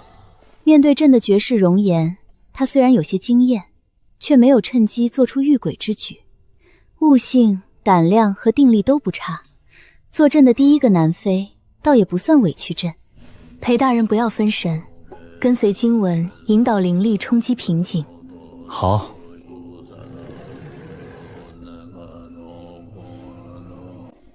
这小子还算老实。哼。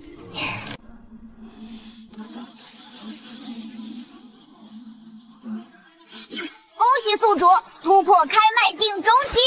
不愧是神尼的徒弟，佛法高深，仅仅半个时辰就助我突破了。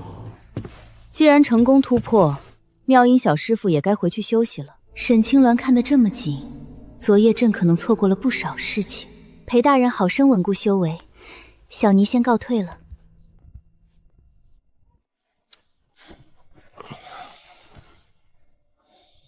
裴大人，你是？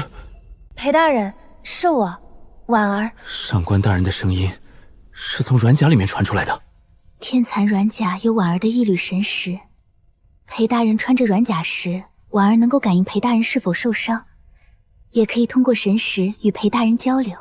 原来上官大人送我的不只是一件贴身软甲，以后无论相隔多远，上官大人都能随时找到我。裴大人将天蚕软甲贴身穿在胸前，就像婉儿也一直贴在他的心口。上官大人这么晚还没休息？裴大人不也没睡？刚刚突破开脉境中期，一时睡不着。恭喜裴大人，裴大人神勇。裴大人的手指还疼吗？一点小伤，早就好了。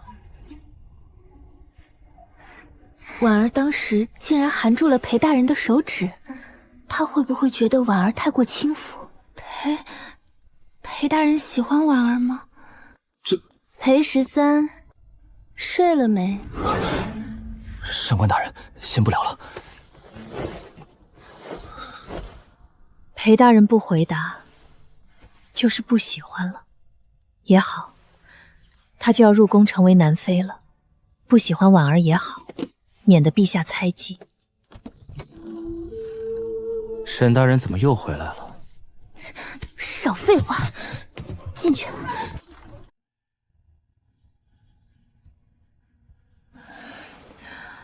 今天还要继续查天授经卷。陛下给的期限已经没剩几日了。你倒是一刻也闲不下来。完整大云经关系到后面的境界，现在是圣法时代第45年，所有人几乎站在同一起跑线，只要片刻不息，说不定能成为这个世界的最强者。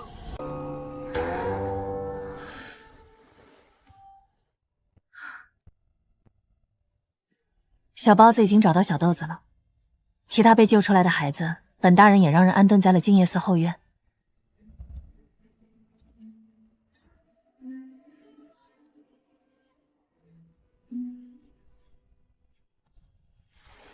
查案的时候小心一点，别遇到妖魔什么都不管。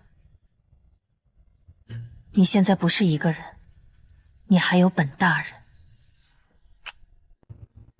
知道了，沈大人。赶紧走。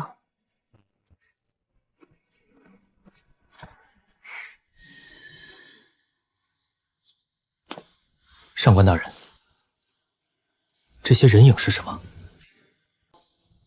这是凌烟阁24功臣留下的法术封印，旧库中封存着皇族、天机属与妖魔有关的秘密。没有宗室金令和皇族血脉，强行闯入，只会遭到24功臣的法术同时攻击。封印与整座万象神宫相连，以我现在的修为，确实闯不进去。婉儿参见太平公主。婉儿妹妹与本宫之间不必如此多礼。裴大人，墨族见过公主殿下。天机属旧库属于宗室禁地，必须要有宗室金令才能打开。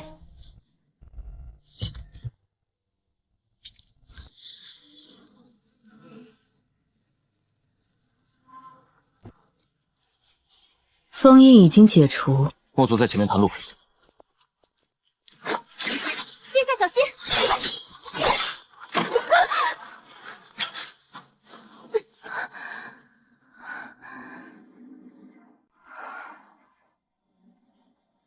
裴大人的反应倒是很快。保护公主殿下，是静夜寺夜读的分内之事。裴大人救本宫，当真只是因为本分？墨族不敢有其他非分之想。本宫可没有说裴大人有什么非分之想。殿下，前面的机关还没有解除。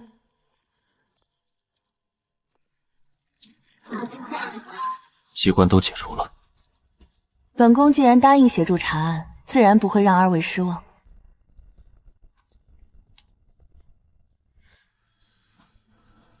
七星锁脉针，韩德尔后发现的凶器正是这种针。其他针架已经积满灰尘，只有空缺的位置被人擦过。最近确实有人进入旧库，取走了杀死韩德的那根针。玄罡镜后期蝎子精。裴大人小心！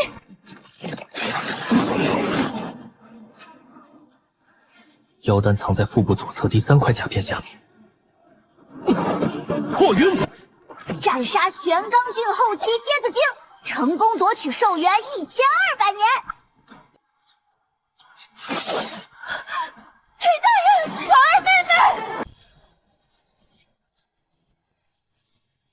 殿下，蝎子精临死前射出了本命毒针，毒素正在顺着太平公主的血脉进入心脉。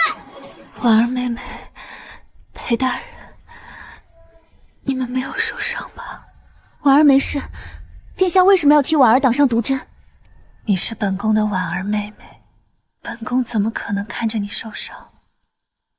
毒针距离心脉太近，必须立刻把毒吸出来。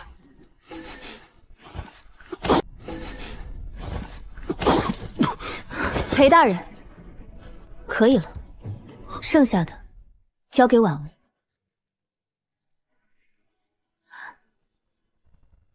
天已经黑了，殿下刚刚解毒，不宜继续深入。婉儿赞同裴大人的安排，那便明日再查。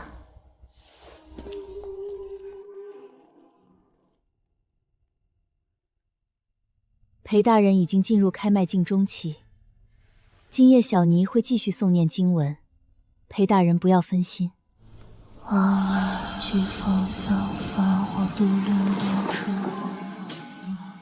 这小尼姑今日最好也老实一些。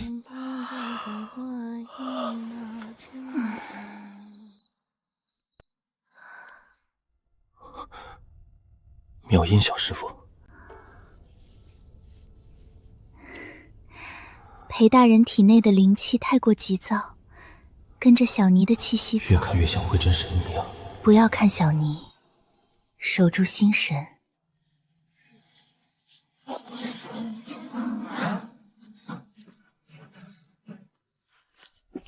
恭喜裴大人进入开脉镜后期。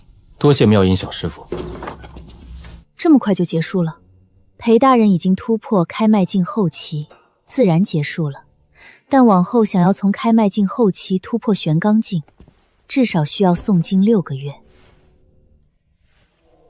裴大人还没有休息，刚刚突破开脉境后期。婉儿恭喜裴大人。上官大人，今日旧库中的妖物出现得太及时，我们走到哪里，他们便等在哪里。裴大人认为，我们的调查消息一直在泄露。不错，墨族准备利用之前的那名探子，引内鬼主动现身。行，就这么办。裴大人好计策，裴大人不但神勇无双，智计也是卓绝无二。只是什么？只是裴大人白日里着实有些讨厌。墨族今日哪里得罪上官大人了？裴大人与太平公主靠得那么近，还亲自替殿下吸出胸前的蝎毒，那不是为了救公主殿下吗？那陆昭昭呢？裴大人之前也亲过陆昭昭，那不也是为了救他吗？好了，上官大人，明日还要实施计划，早点休息。13，睡了吗？上官大人，先不聊了。裴大人又要丢下婉儿，裴大人每次都是这样。开门这么慢，一个人在房里干什么呢？没事，早点睡，沈大人。最好没事。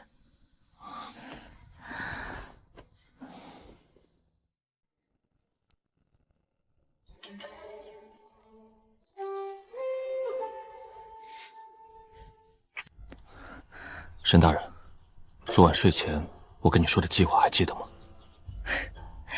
你昨晚抱着本大人说了3遍，本大人还没那么健忘。那名密探昨夜突然想起了一件重要的事。他说他想起了取走天寿金卷那个蒙面人的声音和身形，只要再见到那个蒙面人，密探就能立刻认出来。从静夜寺北门出去，沿永宁坊西向，穿过落水石桥，再走城府坊夹道，最后从万象神宫西立门进宫，避开朱雀大街和南市，专走人少的偏路。不错，路上宫里的内鬼必定会来劫杀密探。放心，本大人知道怎么做。走吧。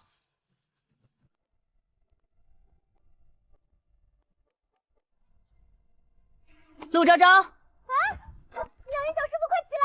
少卿大人来了！师傅，今天是不是终于可以带昭昭出去查案了？师傅已经2天没有带昭昭出去查案了，昭昭现在都快变成静夜寺里看院子的了。今日给你安排了一个比查案更重要的差事。什么差事？你跟着沈大人，沈大人与你细说。我与妙音小师傅还有些事情要单独商量。又是妙音小师傅，有什么事情连昭昭都不能知道？过来。少卿大人，裴大人有什么吩咐？妙音小师傅，在下有一个不情之请。裴大人尽管吩咐。裴大人，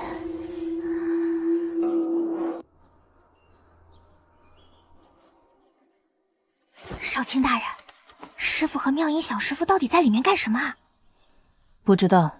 你怎么可能不知道？我去看看。机密差事，不该看的别看。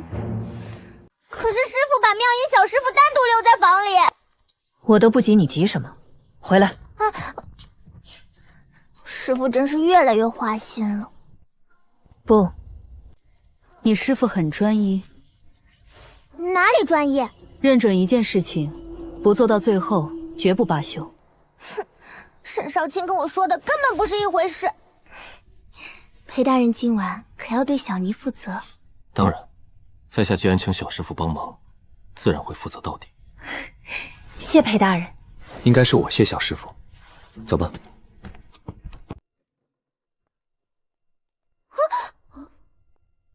妙音小师傅，你怎么换了男人的衣服？师傅，你们2个刚才到底在里面做什么啦？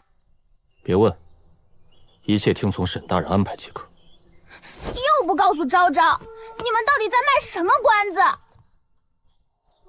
合着就瞒我一个人是吧？今夜答案自会揭晓，什么都提前说透了，这场戏还有什么意思？有好戏。等着吧。少卿大人，别问本大人。走了。来了，师傅。陆昭昭，在。回来。师傅的秘密连昭昭都不告诉了。裴大人来了。让上官大人久等了。婉儿也才刚出来，马车已备好，裴大人请。裴大人，你说那个内鬼今晚真的会上钩吗？我已经让沈大人去办了，只要内鬼担心自己的身份被密探供认出来，今晚就一定会动手。上官大人难道不相信墨族？婉儿怎么会不相信裴大人？从冷库那天到今日，裴大人从来没有让婉儿失望过。这么一个国色天香的女相大人，2句话还没说完，就往我怀里靠。婉儿这样，裴大人会不会觉得婉儿太轻浮？可婉儿也不知道怎么回事。自从那日在冷库里，裴大人为婉儿驱寒以后，婉儿便总是忍不住想往裴大人怀里贴，想让裴大人抱婉儿，亲婉儿。到底要怎么做，才能让裴大人知道婉儿喜欢他？裴大人，婉儿上次问你的那个问题，裴大人还没有回答呢。什么问题？裴大人明知故问。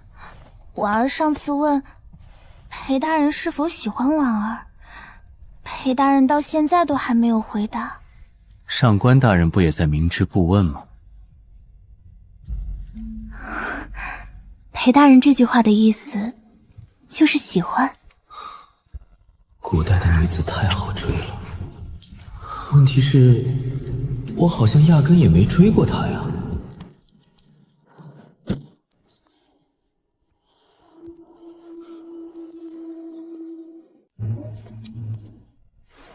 墨族见过公主殿下。殿下昨日中了蝎毒，今日伤势可好些了？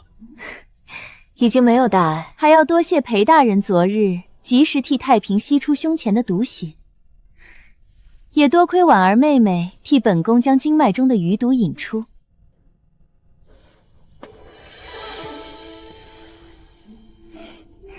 殿下与婉儿之间无需言谢，至于裴大人，救人本就是裴大人最擅长的事情。婉儿妹妹今日与裴大人似乎比昨日亲近了不少。殿下说笑了。公主殿下，昨日殿下意外中毒，我们提前离开了天机署旧库，里面还有一些核心密室没有查完。既然如此，今日就把剩下的地方全部查清楚吧。这是婉儿丞相府的私印。5月初9，丞相府银1000两送入内库，后面还有天数经卷的转运记录。真卷已经调换，第一殿之时，一切照旧。这些东西不是婉儿府上的。本宫相信婉儿妹妹，这些证据、私印、账册、密信、调令，全部指向丞相府，而且出现的太整齐了，分明就是有人故意栽赃。裴大人，婉儿与第一殿从来没有勾结。墨族也不相信。若上官大人真是内鬼，他绝不会把能够定自己死罪的东西轻易放在一个地方等我们来发现。对方不是在留下线索，而是生怕我们不怀疑上官大人。本宫也是这么想的。小心！裴大人，裴大人，婉儿妹妹。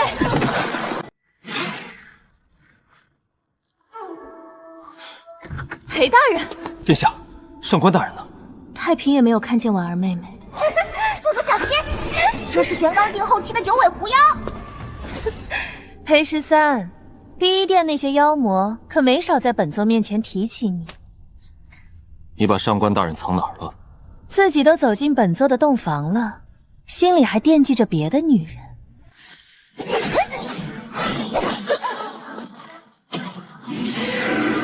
大人，破云。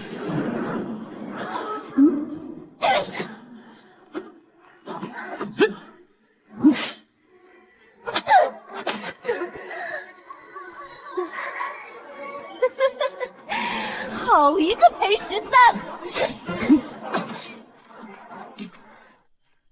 难怪第一殿那些妖将一听见裴13三个字就瑟瑟发抖，不敢应战。区区开麦境后期，却能连斩第一殿数名玄方境妖将。裴大人，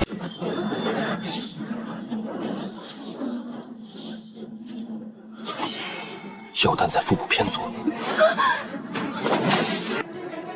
找到你了。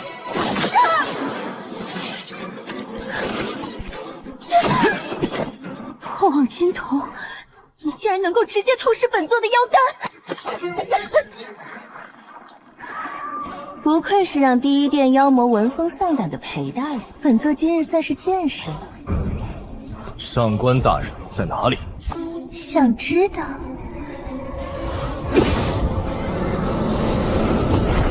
好大一只狐狸精！裴13，今日这笔账，本座记下来。想走？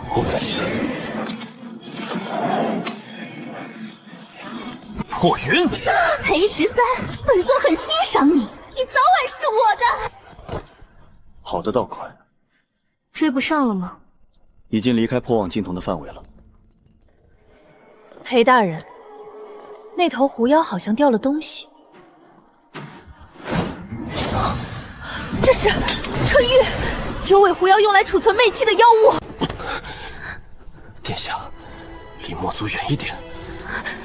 本宫知道。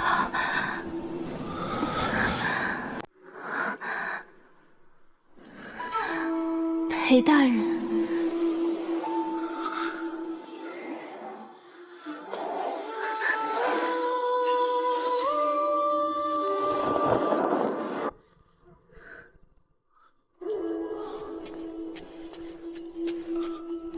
公主殿下，裴大人放心，太平不会将此事告诉任何人。太平也不怪裴大人，一切都是因为中了狐妖的媚术。公主殿下与墨族，终究是两个世界的人。走吧。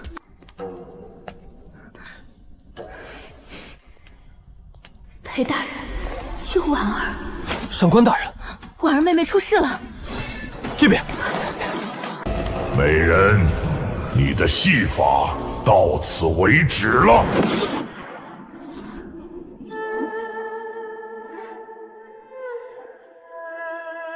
破云，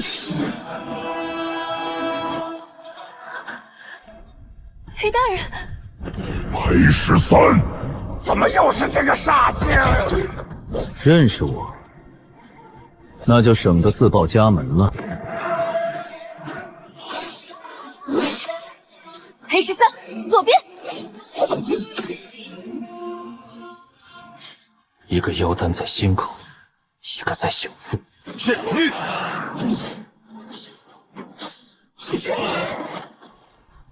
喜宿主连续斩杀5头第一阶妖魔，成功夺取寿元800年。宿主当前剩余寿元4745年。 5头妖物，从裴大人出现到全部斩杀，竟连片刻都没有撑住。裴大人，婉儿还以为再也见不到裴大人了。上官大人，没事了。天色已经不早了，本宫今日也有些累，便先回公主府了。恭送公主殿下。恭送殿下。对了，裴大人，静夜寺刚刚传来消息。什么事情？之前那名从洛河水府救回来的密探想起了一些事情。他说他想起那晚取走天寿金卷之人的声音和身形，只要再见到那个人，他就有把握认出来。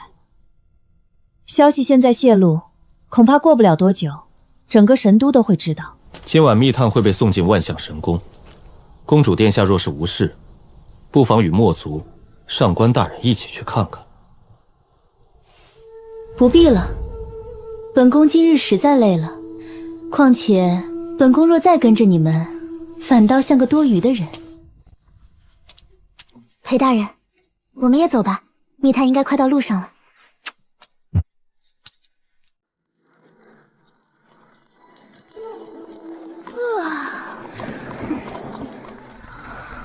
停！少卿大人，从静夜寺到这里才16里路，我们足足走了1个多时辰，已经停了13次了。咱们到底是准备把密探送进宫，还是故意在路上磨蹭，等着内鬼来劫杀呀？闭嘴！这次是真的有邀请。杀光静夜使，绝不能让密探进入万象神宫，指认出宫里的大人。都打起精神，保护密探！少卿大人，这次昭昭知道为什么一路停这么多次了。打你的！走。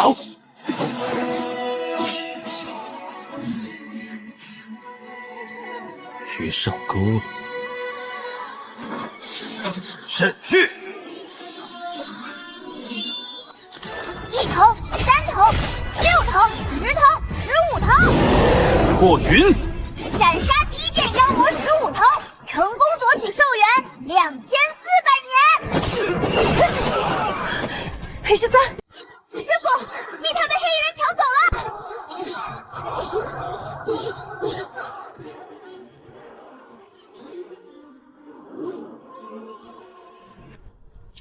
裴大人，要追吗？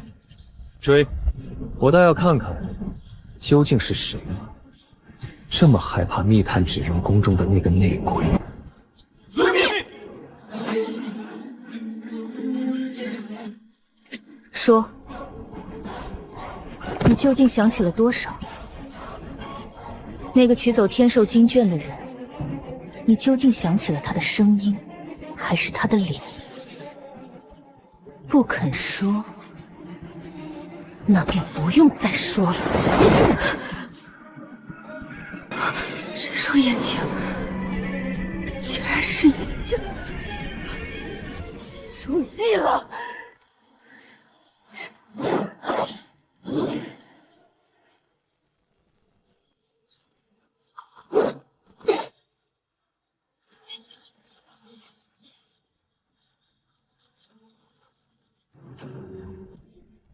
公主殿下，什么？事到如今，还不准备让我们看看你的真容吗？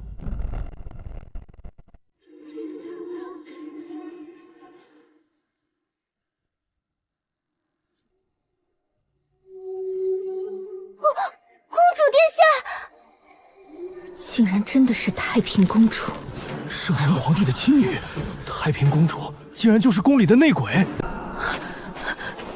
殿下，朕刚才还希望自己认错。裴13，你是不是误会了什么？本宫今晚收到密报，有人准备劫杀那名密探。本宫乔装出宫，只是想暗中保护证人。保护？本宫看见第一殿妖物袭击静夜寺的押送队伍，为了避免证人落入妖魔手中，才抢先将人带走。这有什么问题吗？那公主殿下为何不把密探送回静夜寺？也没有把他送入万象神宫，反而一路把人带到了祭坛。这个祭坛，该不会是第一殿的封印之处吧？你少血口喷人！本宫只是发现这里妖气异常，所以才暂时停下。可是你刚刚问我，那个取走天寿经卷的人，你究竟想起了声音，还是他的脸？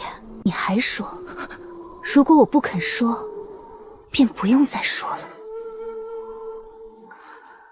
这不就是准备杀人灭口吗？够了！本宫乃圣神皇帝亲女，大周嫡公主。裴13，你不过静夜寺区一名夜族，你没有资格审问本宫。你们所有人都没有这个资格。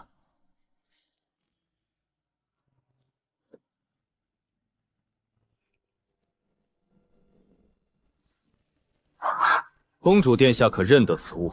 见无字金令，如圣神皇护亲临。参见圣神皇帝。连这枚无字金令都给了你，果然，母皇宁愿相信一个认识不过数日的男人，也不愿意相信本宫这个亲生女儿。那么现在，墨族应该有资格继续审问你了吧？其实直至今晚以前，我都不知道内鬼究竟是谁。但从州府开始，这个人已经留下了太多蛛丝马迹。第一条线索，金卷根本不在洛河水府，昨夜已经被万象神宫里的人带走了。真正的天寿金卷，并没有留在洛河水府，他被一个能够自由出入万象神宫的人取走了。那个人故意蒙面，却露出了腰间的内廷鱼符。于是案子出现了第二个问题：玄子7号是谁的渔夫？那是韩德，但韩德3日前就死了。一个死人，为什么还能配着鱼符去洛河水府取走金卷？因为有人拿走了韩德的鱼符。不错，凶手取走韩德的鱼符，借着一个死人的身份，进入洛河水府，接走真正的天寿金卷。凶手以为这样做就可以死无对证，将线索中断。可经过墨族与上官大人验尸，却发现韩德的死根本不是旧疾复发。这是黑漆。可韩德当夜值守的房间里，桌椅都是没有上漆的原木。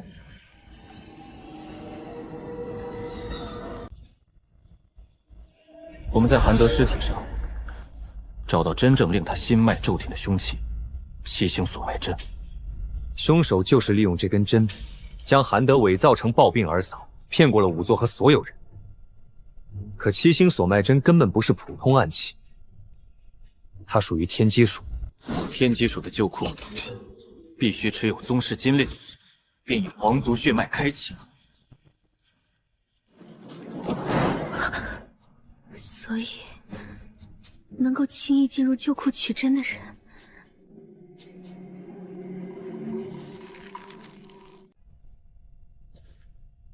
不过，仅凭这一点，还不足以证明取真的人就是公主殿下。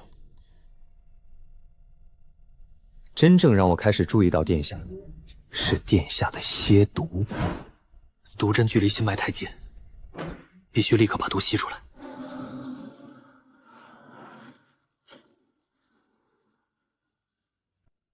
昨日殿下被蝎子精的本命毒针刺中以后，墨族替殿下吸出毒血之前，用破黄金筒检查过殿下体内的毒素。吸毒血。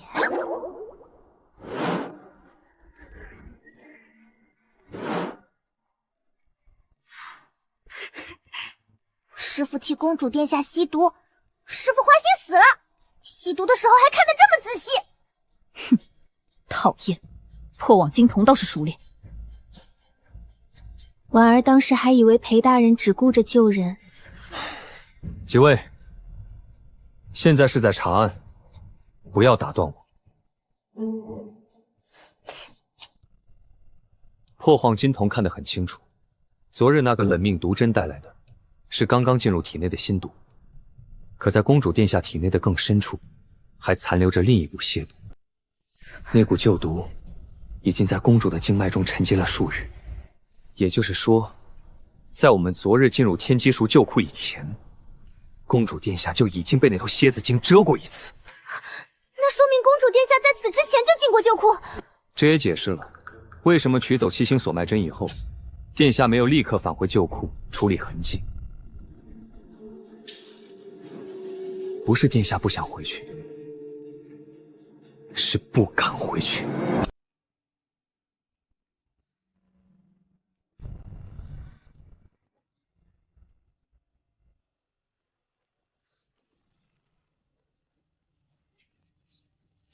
你第一次进入旧库，取得了七星锁脉针，但也惊动了里面那头玄刚境后期的蝎子精。你虽然逃了出来，却也中了他的蝎毒。后来，你用七星锁脉针杀死韩德，取走他的玄子7号鱼符，借着韩德的身份进入洛河水府，从玉龙手里拿走被周兴调包的真正的天寿金卷。做完这些，你当然想回旧库处理取真时留下的痕迹。可那头蝎子精还在那里，而且他已经见过你一次。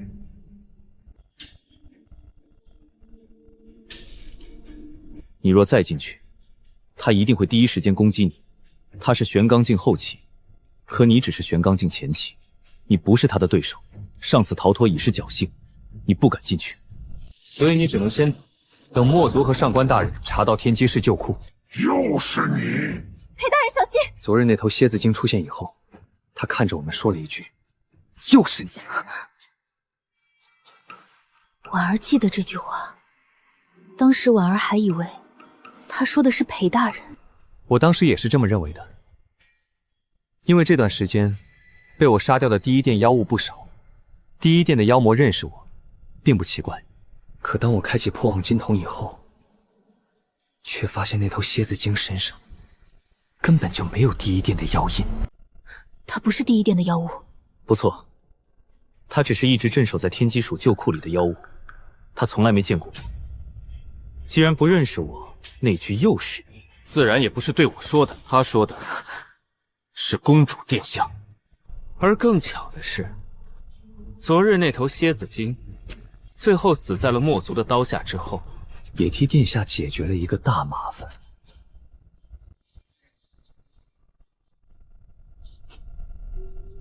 那头蝎子精是唯一一个亲眼见过你偷偷进入天机署旧库的人。他活着，你就不敢轻易再回去；他一死，旧库对你而言便再也没有危险了。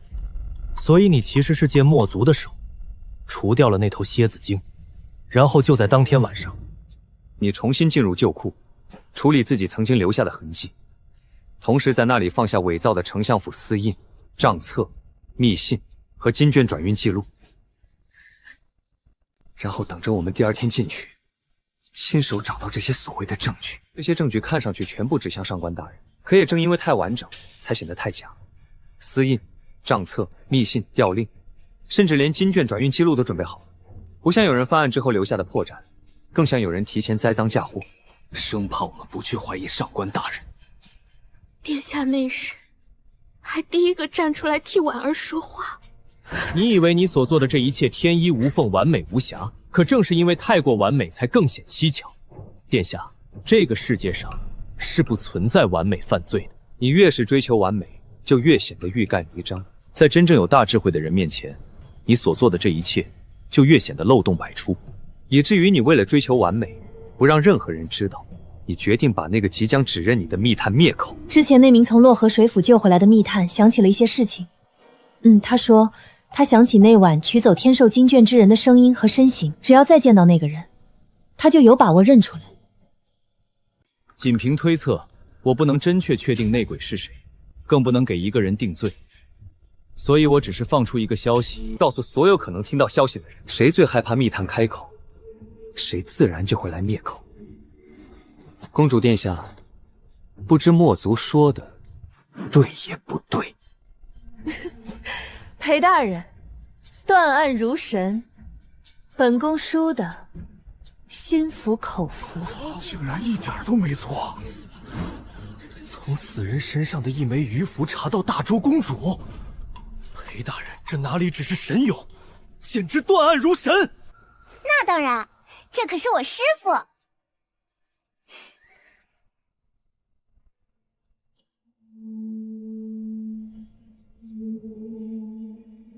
原以为裴大人只是胆量与修为远胜常人，想不到心思竟也如此缜密。朕果然没有看错他。裴大人，婉儿还有一件事想不明白，殿下已经贵为大周公主，陛下膝下又只有殿下一位皇女，殿下为什么还要冒这么大的风险，与第一殿的妖魔勾结？因为那颗子母龙君。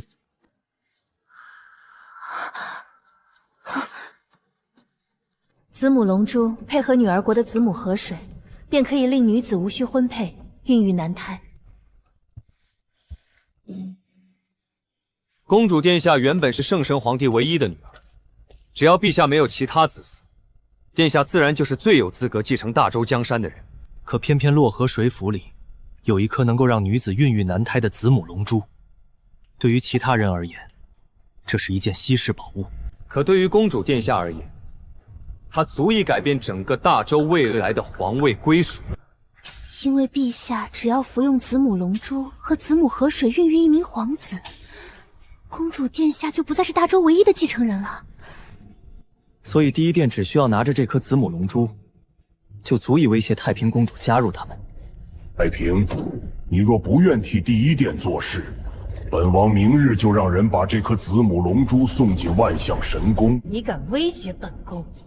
本王当然不敢威胁大周公主，本王只是很好奇，等圣神皇帝服下这颗子母龙珠与子母河水孕育出大周皇子以后，殿下这个唯一的皇位继承人还能坐稳几天？你们到底想让本宫做什么？替第一殿做几件事，等事情办完，这颗龙珠就归殿下自行处置。是让它出现在圣神皇帝面前，还是让你亲手碾碎它，皆由殿下。这才是第一殿真正拿捏公主殿下的地方。不合作，玉龙便把子母玄珠送到圣神皇帝手中，陛下随时可能孕育皇子。可只要与第一殿合作，办完他们要求的事情，公主殿下就可以拿到子母龙珠，然后亲手毁掉它。而玉龙担心殿下会想方设法偷走子母龙珠，又将龙珠交由周兴保管。巧就巧在那天斩杀周兴之后，我们误入形势，上官大人触发了藏匿龙珠的暗格，阴差阳错取得子母龙珠，将它呈给了圣神皇帝。所以殿下的目的就是为了毁掉子母龙珠，稳固自己的皇位继承权。裴大人，你简直就像开了天眼，连本宫与玉龙谈了什么，你都猜得8、9不离十。只可惜，本宫费尽心机帮第一殿办事，盗走天寿金卷，甚至不惜一殿做交易，到头来却是竹篮打水，一场空。更可笑的是，母皇压根儿就不需要子母龙珠了。那个我千方百计想要毁掉的东西，对母皇来说，只是一个可有可无的废物。什么意思？陛下不是一直想要一个大周皇子吗？他是想要一个大周皇子，但他想了一个别的办法。什么办法？他要纳一名男妃，而母皇想纳的那个男人，就是你，裴13。什么？裴大人，圣神皇帝要纳裴13为男妃？他只要纳你为妃，就可以名正言顺地孕育一个拥有大周正统的皇子。你是个孤儿，没有父祖，没有可以凭皇子身份进入朝堂的兄弟叔伯。母皇甚至连外戚干政这一层，都已经替未来的皇子算计好了。裴13今年多大？可有父母亲族？裴13是孤儿，自幼便在静夜寺长大。难怪陛下那天问了裴13那么多事情，原来是在替自己选男人，还要跟我抢男人。师父，你真的要进宫给陛下当男妃啊？我也是刚知道的。裴大人终究还是要入宫，所以你们现在明白了吗？本宫为了保住自己的位置，不惜走到今天这一步。可到头来，即便本宫如愿以偿的毁了子母龙珠，也什么都改变不了。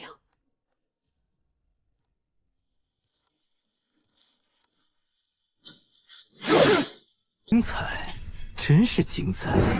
你怎么会在这里？蠢女人，放肆！你不会直到现在还以为我们第一殿费尽心机让你调换天寿金卷，真的只是为了阻止那场大云法会吧？什么意思？你们明明说的是天寿金卷能够帮助人族修士感悟天地灵气。大云法会一旦顺利举行，大云经翻印传播天下之后，大周数万修士都会从中获得机缘。第一殿不愿看着人族变强，所以才让本宫调换金卷。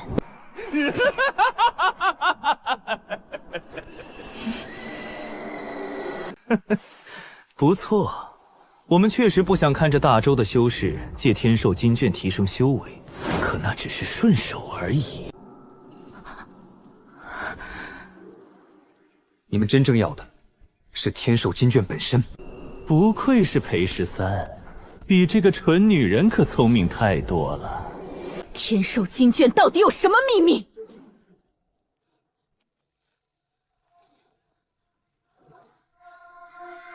天寿金卷？怎么会？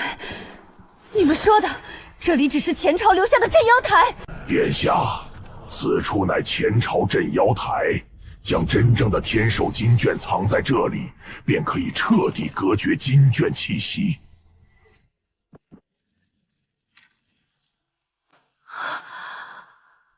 镇妖台，睁大眼睛看清楚，你亲手藏匿天寿金卷的地方。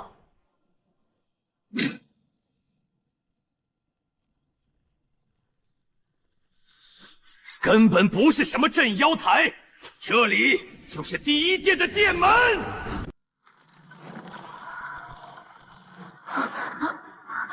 难道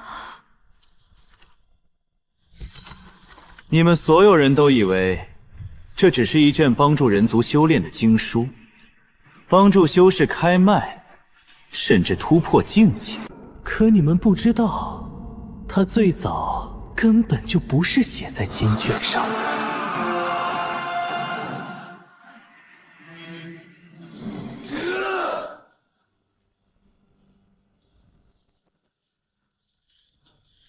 45年前，人族强者为了封死第一殿，把第一殿殿门上最重要的一段铭文直接取了下来。难怪狐妖挟持郑玉的时候说的是把他的东西交出来，原来这东西原本是第一殿殿门上的铭文。没有这段铭文，即便第一殿里面有再强大的妖魔，也无法从里面打开殿门。所以45年前的人族强者，把那段铭文注进了天寿金卷中。不错，这段铭文离开第一殿之后，依旧能够牵引天地灵气。久而久之，竟然被你们人族当成了帮助修炼的无上经文，还在上面穿槽驳秽，注写什么女主当世，承天受命，弥勒降世，不过是那个所谓高僧的溜须拍马之词。这个蠢女人，不仅替我们把金卷从万象神宫偷了出来，还亲手把它送进第一殿的殿门。所以，从头到尾，本宫都在帮你们打开第一殿。现在才知道，晚了。霍云，拦住他！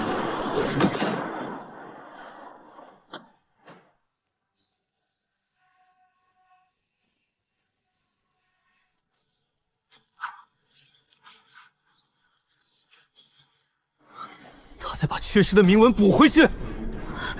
裴大人，绝不能让最后一个字归位。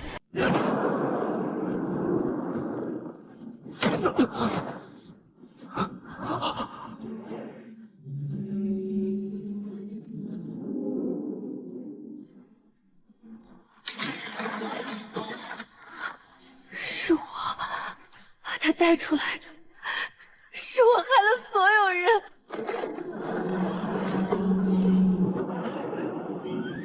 第一殿开！45年，第一殿终于重临人间。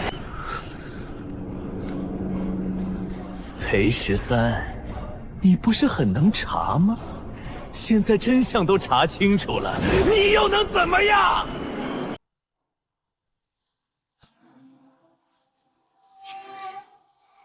妖丹！什么？第一殿殿门大开，但你也是第一个先死的炮灰。你敢？霍云！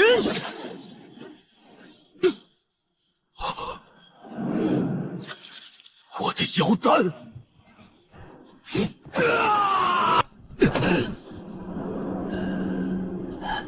裴13，你杀了我又有什么用？殿门一开，第一殿妖王即将苏醒！有没有用，也不耽误老子送你上路。恭喜宿主斩杀第一殿使者，成功夺取寿元800年。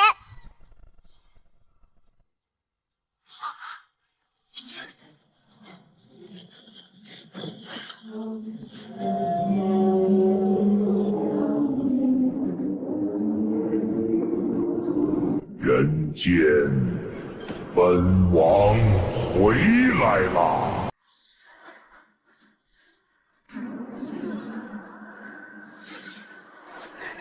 宿主，九州灵气正在被第一殿吸走，宿主和大周所有修士的修为和寿元也会急速逆衰。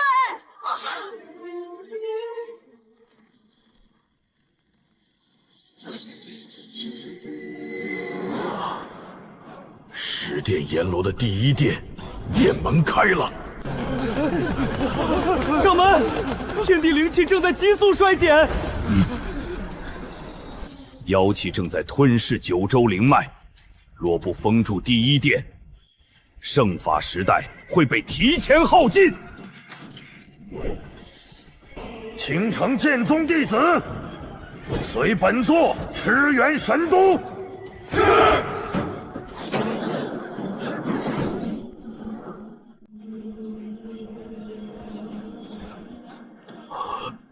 神都若亡，九州修行之路也将一同断绝。龙虎山所有弟子出山！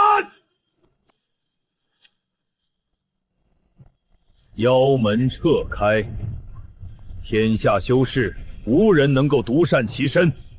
中南道宫弟子随本座赴洛阳斩妖。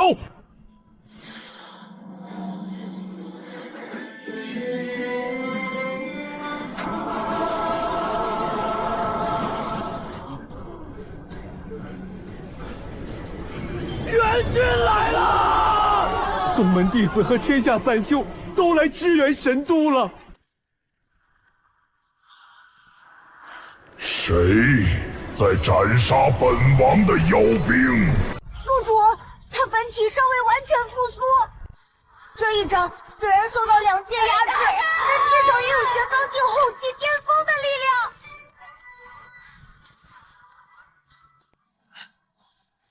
现在的我根本杀不了他。师父，师父，裴13，裴大人。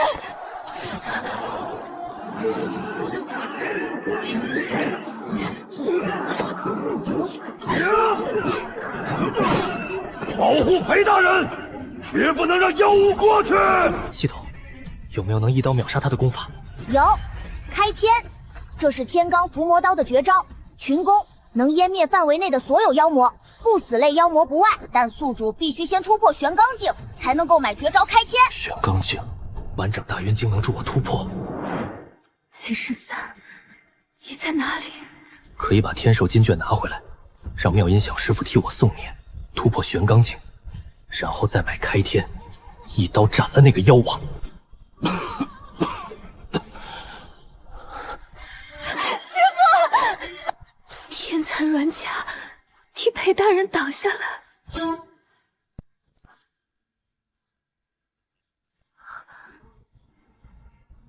他打了太平公主。这一巴掌是替裴大人和神都数10万百姓打的。妙音小师傅，算了，公主殿下虽然罪不可恕，但她也是被第一殿骗了。到了这个时候，裴大人还愿意给太平机会？我有一刀可灭妖王，可屠妖潮，但这一刀需要玄罡境才能斩出来。谢裴大人。殿下，你去哪儿？危险！婉儿妹妹，松开吧。太平要弥补自己的罪过，帮裴大人取回天收金卷，突破境界。第一殿殿门有万千雷火封印，那是45年前凌烟阁24功臣留下的雷火，如今又混入了第一殿的妖气。活人进去，灵脉会被一根一根red断，神识也会遭到冲击，轻则修为尽毁，重则形神俱灭。殿下听见了吗？听见了。可这卷经书是我亲手送进去的，就该由我亲手拿出来。殿下！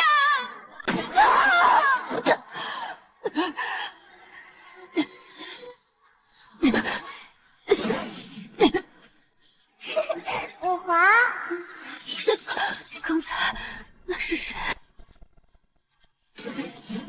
殿下慢些吃，婉儿妹妹也吃。殿下，回来！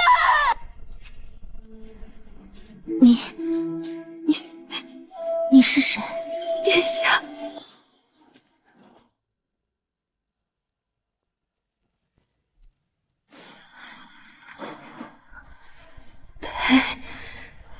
裴大人，还好，这个名字我还记得。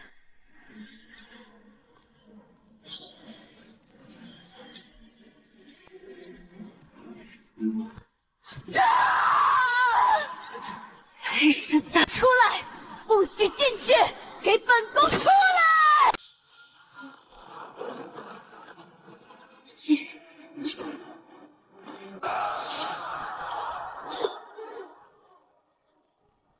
裴大人，金卷已经取回。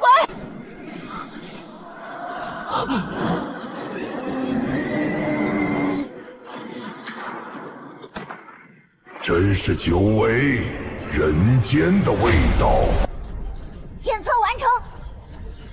10殿阎罗第一殿之主，九幽万劫，吞天灭世欲王，天门境前期。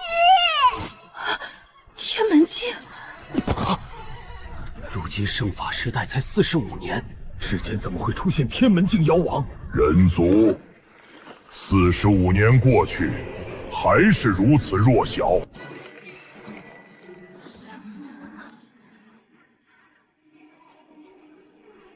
裴大人，坐下。有劳小师傅。大云垂世，日照诸天，12灵脉，百窍归元。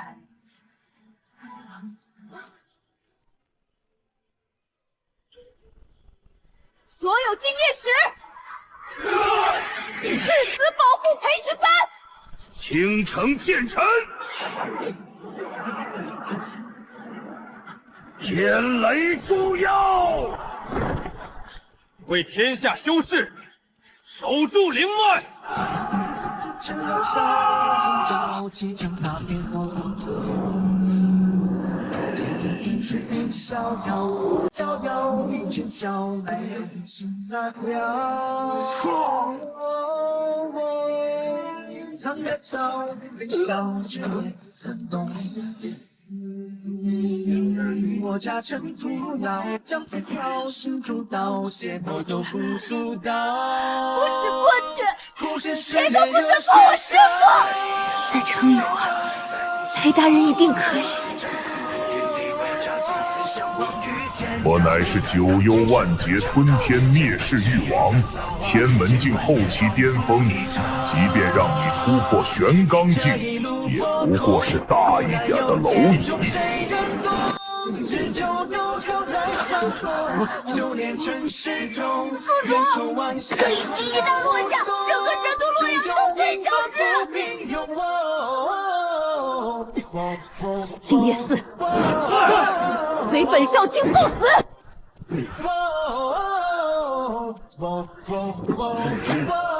老夫修行70年，今日便把这条命留在神都了，那便一起。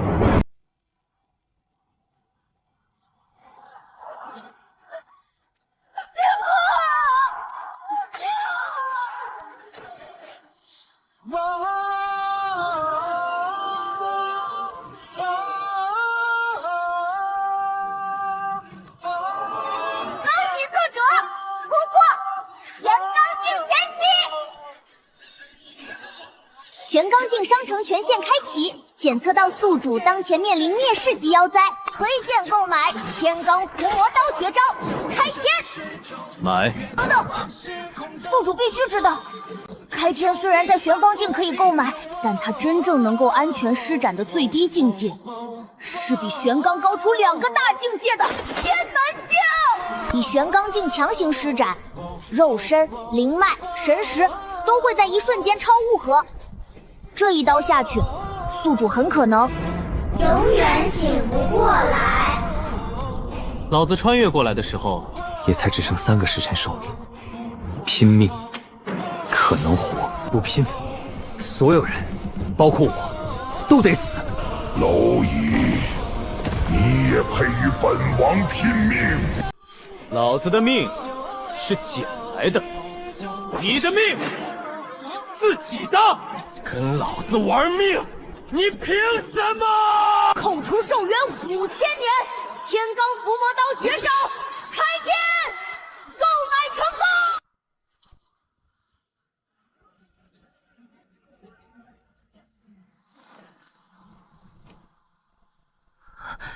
风停了。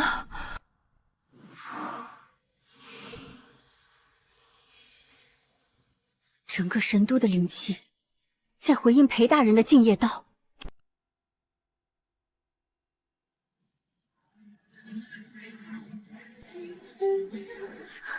师父把整条洛河的灵气都引出来了。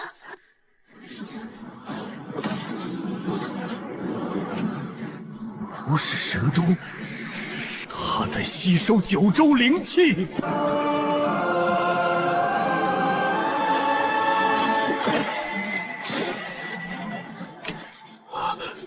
这一刀已经不是玄刚境的力量了。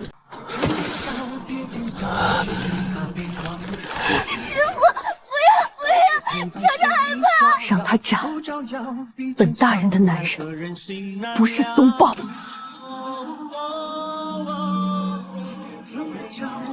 裴十三，可能，杀了他！所有人，替13挡住最后2击！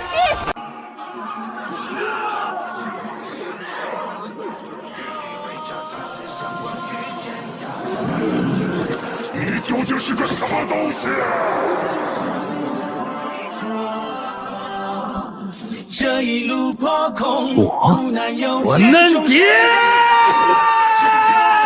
在上风，修炼成始终，远走天罡伏魔刀开天！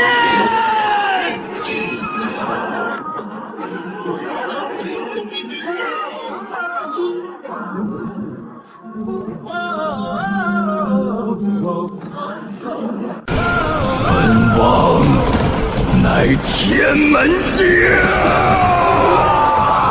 你境界再高，我也是嫩蝶。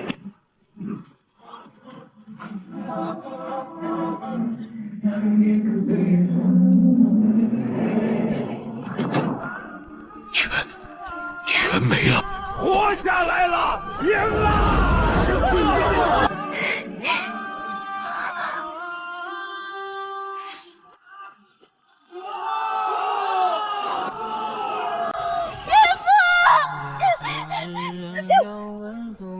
斩杀第1件妖魔，寿元正在批量结算。斩杀9幽万劫，尊天烈士女王。师父，我不要你死！师父，你醒醒！裴13，你答应过本大人的，你现在不是一个人，你还有我。裴大人，婉儿不要裴大人干活了。婉儿什么都不要了，你醒过来好不好？裴大人，你不能死。裴13，裴13，我只记得这个名字，我身体里是不是有他的什么东西？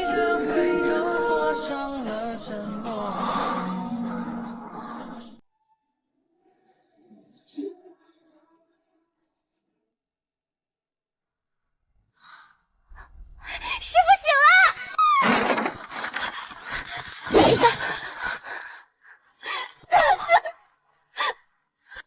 师父，你睡了3天，才3天，早知道多睡一会儿。你还知道醒啊？哼，这么讨厌，让沈大人担心了。少自作多情，谁担心你了？裴大人，妙音小师傅呢？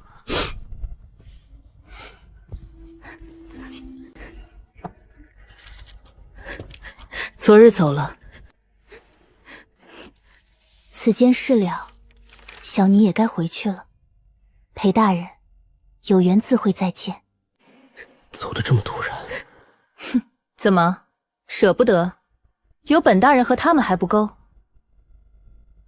没有，随口问问。太平公主呢？失忆了，只记得你的名字，说是你在她体内留下了什么东西，要把它还给你。陛下把她关起来，让御医每天盯着。失忆了还这么幽默。虽然公主殿下确实做错了很多事情，可最后取经卷的时候，也真的差点疼死。这已经是陛下最大的宽恕了。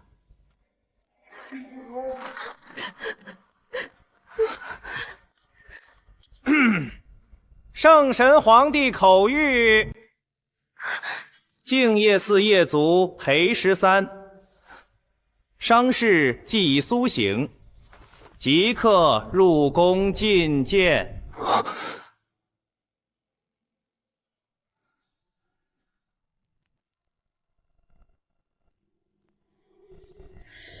莫足领旨。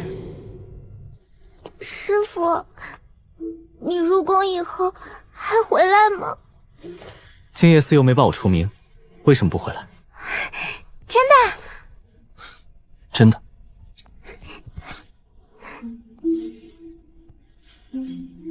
到了宫里，别忘了，我还有陆昭昭。知道了，沈大人。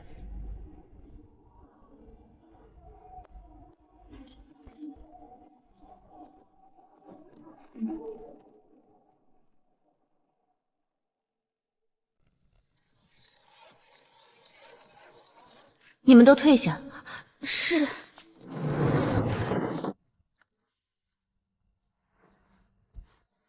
婉儿说过，裴大人帮婉儿查案，婉儿任凭裴大人摆布。陛下今日召裴大人入宫以后，很多事情恐怕就变了。婉儿不想留有遗憾。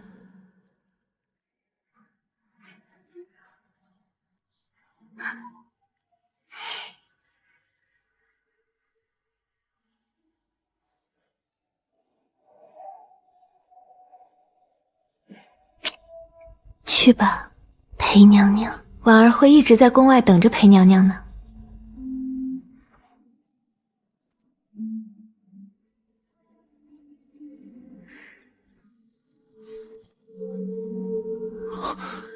神尼，裴大人，这里不是陛下的寝宫吗？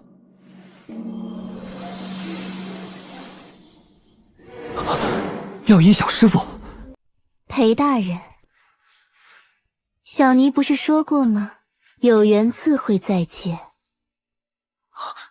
慧真神尼，就是妙音。慧真神尼，妙音，全是圣神皇帝。慧真是朕，妙音也是朕，所以陛下一直住在静夜寺，是为了朕的第一个南妃，自然得由朕亲自看看，修为、胆量、心智，还有朕都验过了。那陛下今日召墨族来，今日是朕给爱妃的最后一道考验。静夜寺裴13护驾有功，斩妖定乱，封第一殿，功在社稷，特破宫中旧例，依内廷才人品言，特裴13为正五品才人，赐居承香殿，钦此。圣神皇帝万岁！武皇重色思倾国，欲语多年求不得。裴家有难出长成，一朝刀动洛阳侧。玄衣一战惊妖阙，金童回首清宫色。万里灵光归一刃，九幽玉王刀下折。承香殿里春宵暖，万象宫中夜漏高。自此大周天才人，从此君王不早朝。昭昭姐姐，裴哥哥什么时候回来？不知道。师傅进宫以后，都7天没回来带昭昭查案了。急什么？圣神皇帝总不可能天天霸占着他。少卿大人，你怎么咬牙了？行接。明明每日进宫都能看见裴大人，怎么才分别几个时辰，婉儿竟又想他了？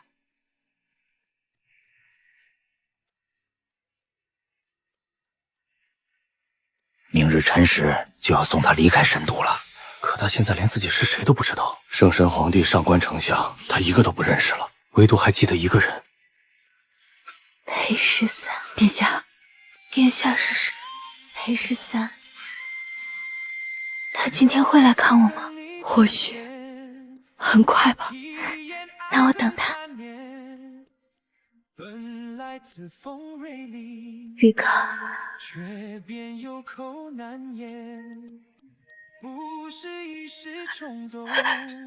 裴13，你斩了第一殿，可10殿阎罗还有9殿呢。裴13，本座说过，你早晚是我的。